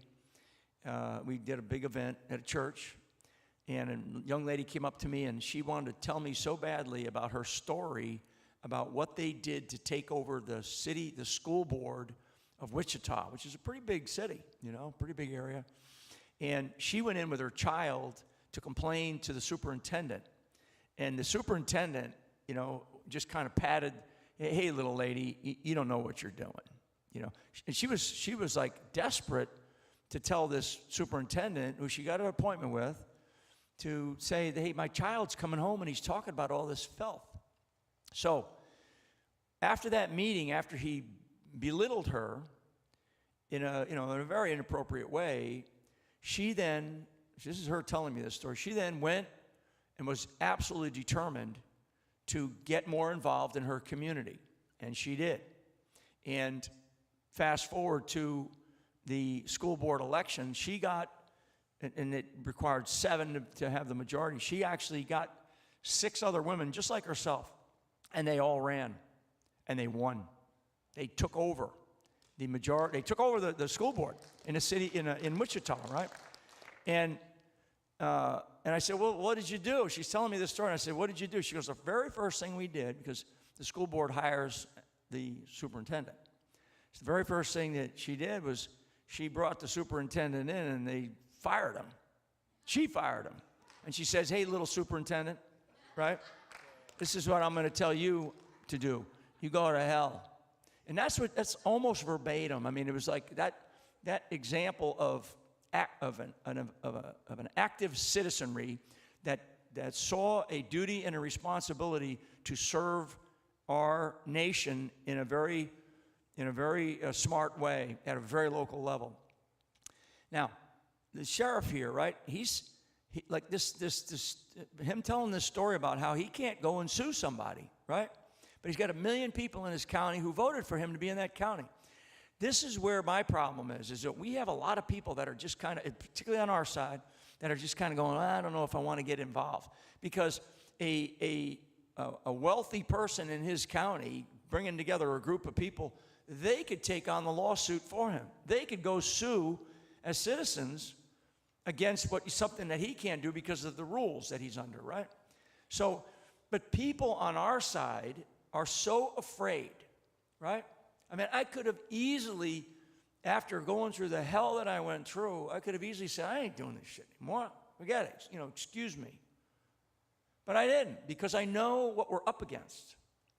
Most people don't get it. And so people in these kinds of situations, particularly in what we're dealing with here, because it's not just Connecticut that has a constable. They don't have sheriffs. I think it's Rhode Island too. Alaska is another. And trust me, I'm from Rhode Island. I grew up in Rhode Island. It's a mess. It's a mess. Connecticut's a mess. A good friend of mine is my next door neighbor now. He was a captain in the state police. They were relegated to giving traffic tickets, in that state, because the sheriffs, they're all appointed. So if this happens in this state, because what you just described about a super legislature or super majority, that's going to happen. The inevitability of us having these tools that our Constitution, and then the argument in the very beginning of this country to make sure that states had their own constitutions, right? Every state constitution actually has the authority to secede if they want. Every single one. Every single one. Because they've all built it in. And now, do I want that? No. That's what the whole Civil War was about. So, but people have to step up, and they have to learn about what it is that is happening in their communities. Otherwise, everybody's going to wake up and go, oh my God, what do you mean I can't do that anymore? Whatever that is, right? And it's just gonna happen. It's like I said the other day in a post, social media post about how the frog boils, right? At a certain point in time, the frog dies, right? That's why I decided to talk about, the rise and fall of empires for 15 minutes today, because we are in that very, very deep pot of boiling hot water, and maybe we're like, we're trying to climb out, and we are, because we're up here, we're up here, but there's not 1,000 people here or 10,000. I am worried that American people have said, you know what, I don't want any of that BS. I don't want nothing to do with politics. Well, guess what? Every single American in this country is involved in politics. Why? If they're a tax-paying citizen, that's politics. And everybody complains about it. If you own a car, you got to go to buy a gallon of milk or eggs, that's politics. Every single thing that we do in this country is politically driven. Every single thing. To include even having children. So we've got to come to grips with, and that's why, look at this group of people up here. This is phenomenal. And it's all people, law enforcement, military, entrepreneurs, people who care. That's what I want. I want more people who care. And you know something, and I said it to the sheriff as he sat down. This ain't about Republicans and Democrats. If you break the law, you break the law, right? I don't care if you're purple with pink polka dots, right? All I want is, and one of you said, and I forget about, you might have said it about, just don't bother me and let me do my job kind of thing. And I forget the exact words, but it's like that's all Americans want. But when we have turnout, okay, and this is for you specifically, but when we have turnout for primaries, I'm from the state of Florida right now. In our primaries that ran in the 2024 primaries, which was August of 2024, we had on the ground 7% turnout. We had a total of 29% turnout with mail-in ballots and some absentee stuff, but 7%, that's Florida. So you're going to have, on a good day, maybe 30% turnout. These elections that are going to come up in 2026 here, we'll be lucky. Some cities will come out. The cities will come out 60, 70%. But guess who those 70% will be? There'll be people on the other side of the aisle. Anybody up here that's ran for office, y'all know what I'm talking about. It's like you're hustling to get people to go vote. Hey, I have seen soldiers dead on the battlefield. They didn't care. They didn't know that they were, they didn't realize that one of the things that they just died for was because, a right to vote, a privilege to vote.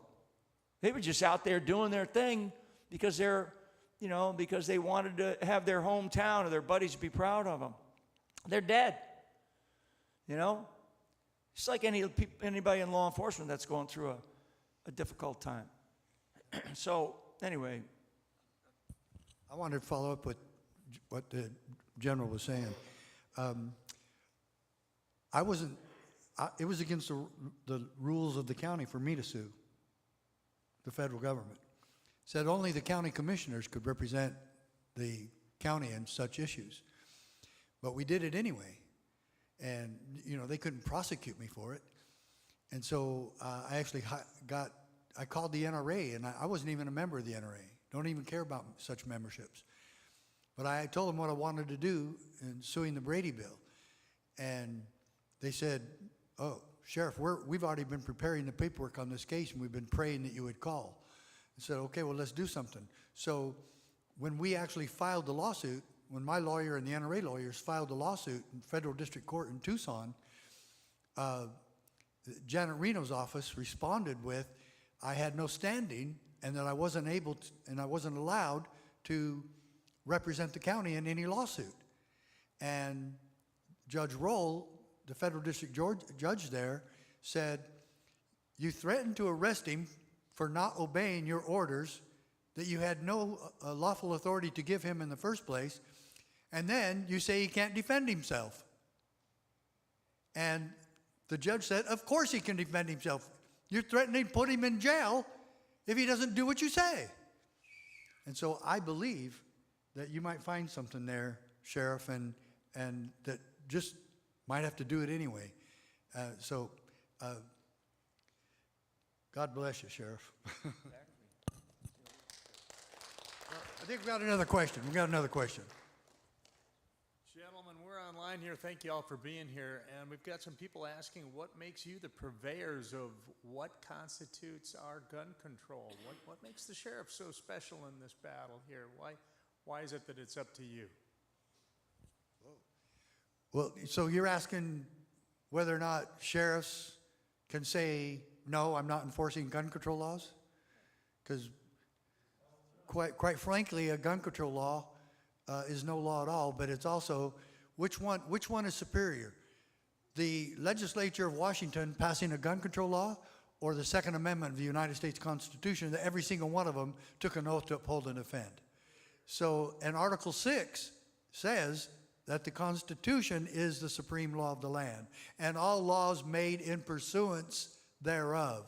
So if the state legislature or county legislature or the United States Congress passes a law that's a clear violation of the Constitution, you have the sheriffs here or anybody else, any public official, have a responsibility to go along with that? Quite to the contrary. You swore an oath to uphold and defend the Constitution in God's name that you would do just that. I think somebody else.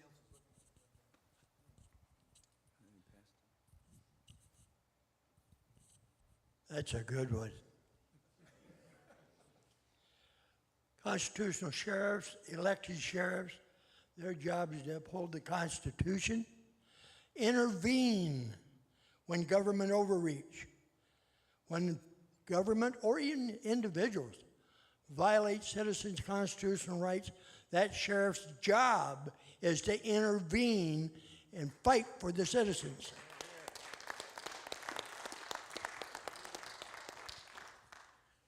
Echoing what the previous two said, it is our job to protect our citizens' constitutional rights.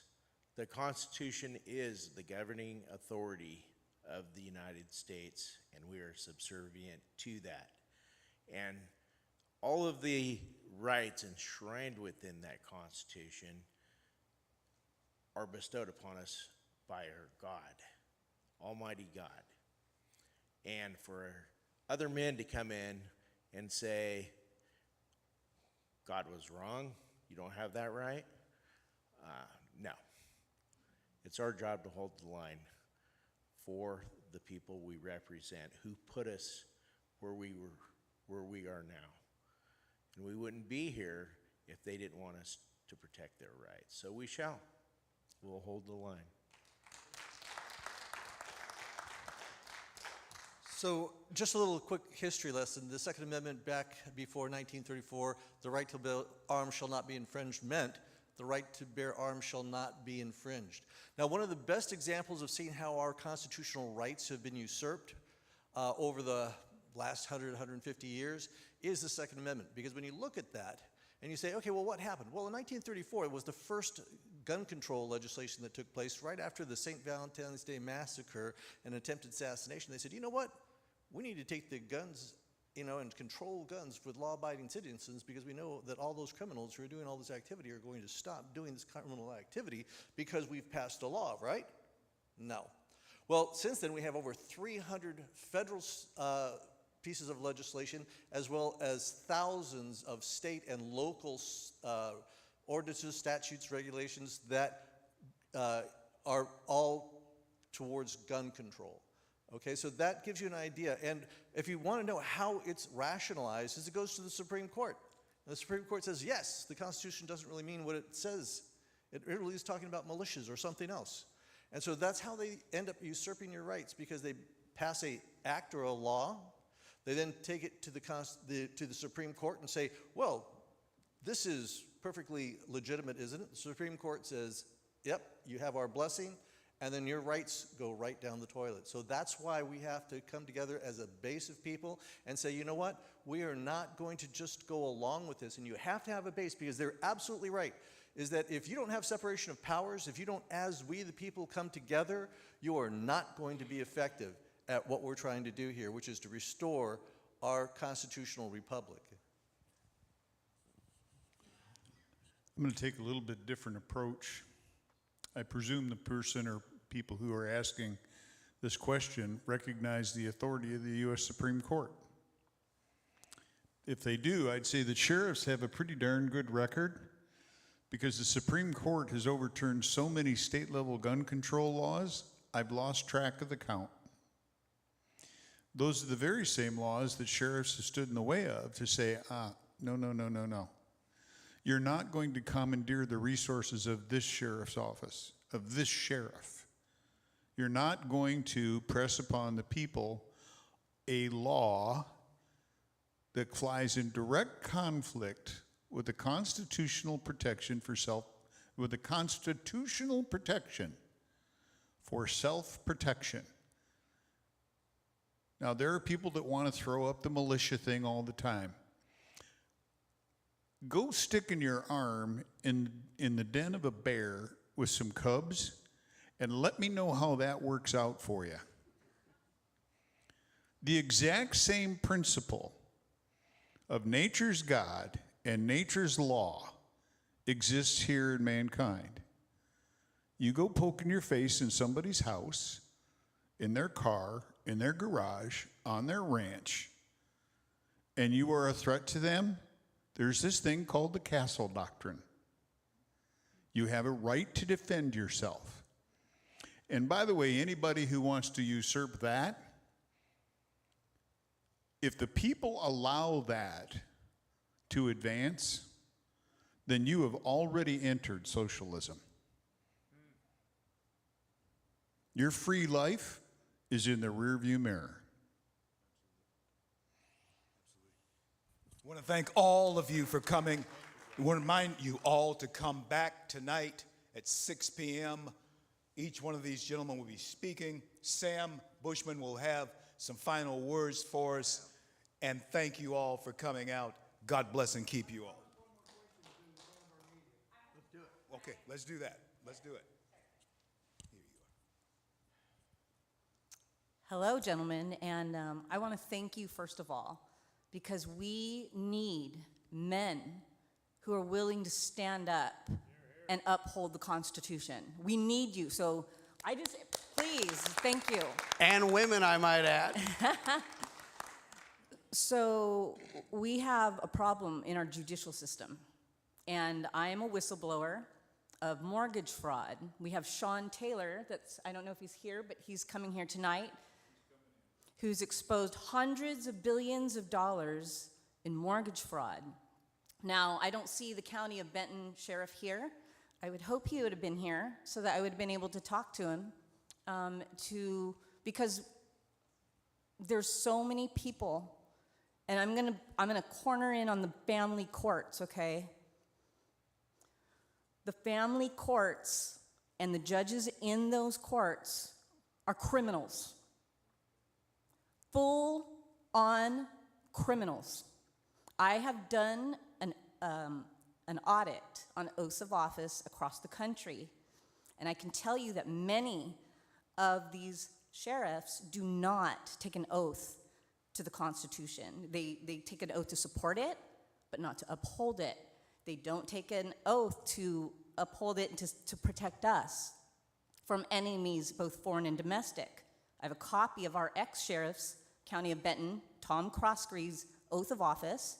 He is to protect the county and the codes and his position. That's what it says on his oath of office. So there's a big story nationally and internationally happening. It has to do with the County of Benton, Mitch Snow, Fort Huachuca. I know this man. He's from my county. I bet Jared knows this man. The Kennewick School District knows this man. The judges know this man. And on the record, His wife is a pedophile, okay? And I have the proof of that. But there's not one judge who will look at it. They brought a judge in from Yakima County because for 10 years, this man has been trying to get a divorce. He's still married to this woman. Their son is not going to school. He's autistic, and he was begging for his life, begging to be saved from his mom, who is a pedophile. And I don't care, they can sue me because I have all the proof of it. I do. So we have this issue now where we have all these judges who won't touch his case, and we have a sheriff department who actually swatted Mitch Snow 5 times.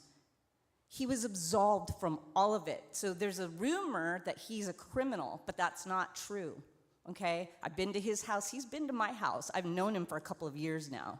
So I guess what I'm saying here is that there's many men, women, and children in our family court system right now who are being trafficked in the system.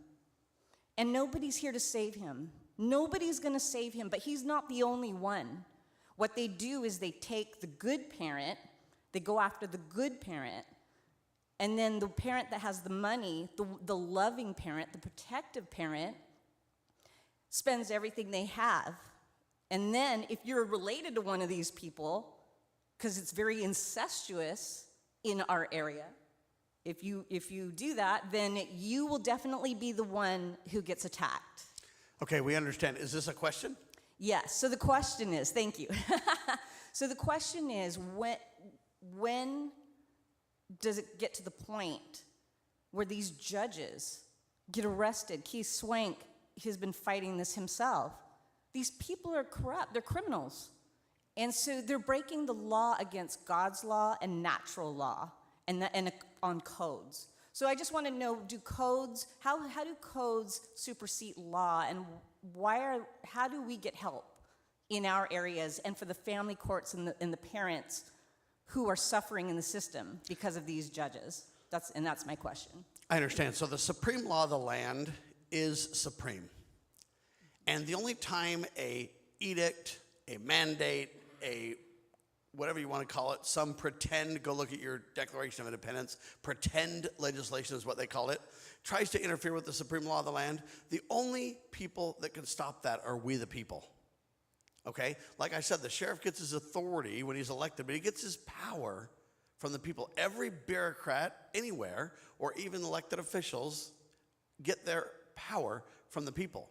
So I'll give you a quick example. I don't know if you know, but 9 out of the 10 states that are moved to states right now, this is according to U-Haul, 9 out of the 10 states are Trump-supported states. Everybody's fleeing because they're sick of it. They can't take it anymore. So they're going to Trump-supported states. They say the greatest U-Haul truck salesman is Gavin Newsom now, right? So all I'm trying to get across is that we the people need to, how serious are you? This gentleman needs to move to a state. We need to work on electing constitutional sheriffs or move to a constitutional, a state. And people need to start to push back, but we're so spread out. Just think of I heard a politician say this. I ran a radio program for a long time, and we had literally thousands of people call in on a topic. And you know what the politician responded? I listened to all the people that didn't call. So the reason I'm saying this is we need to understand principles, whether it's the Second Amendment, whether it's this issue that you bring up now. It's about principle, right? I have a God-given right to self-defense. The Second Amendment is just a codifying of that by government, right? But I have a right to be safe in my effects and in my person. But I only have that right as long as we, the people, mandate that right. And so if you're living in a place where it's too liberal or a place where it's just too much out of control government, the only group that can rein it in is we the people. And if enough people don't stand up, they'll listen to the people who didn't call. Bob Songer is a Washington sheriff. Do you want to take a stab at this, Sheriff? Thank you. Well, you made some valid points there. I think the current sheriff stepped down, did he not? Benton County? He resigned suddenly September 30th of 2025. Yeah. And he's on the Brady list now. He was told, according to the Tri-City Herald, that he fixed the department, now he's ready to go be with his family. And today, he now works for the Kennewick School District. And that really actually concerns me, to be quite honest. Right. I don't know that much background on the sheriff that just left. I think, I'm trying to think, is it Sheriff Law that's... Tom Croskrey. No. Right now, it's Michael Clark. Michael Okay. Clark, yeah. Have you contacted Michael? Pardon me? Have you talked to Michael about this? I've spoken to him in the past, but no. No, actually, they won't take my call. Well, sheriff works for you. He better be taking your calls. I agree. Yeah, I would make a special effort to get a hold of Mike. And even if you have to, if you get the pushback that they don't want to talk to you because feeling that it's a situation they don't want to get involved in, then the sheriff needs to do his job. And you need to make every effort. If you get enough people calling him on this issue, I'm sure he'll pay some attention to it. People Or are at starting to call. Yeah? Okay. Thank you. But that's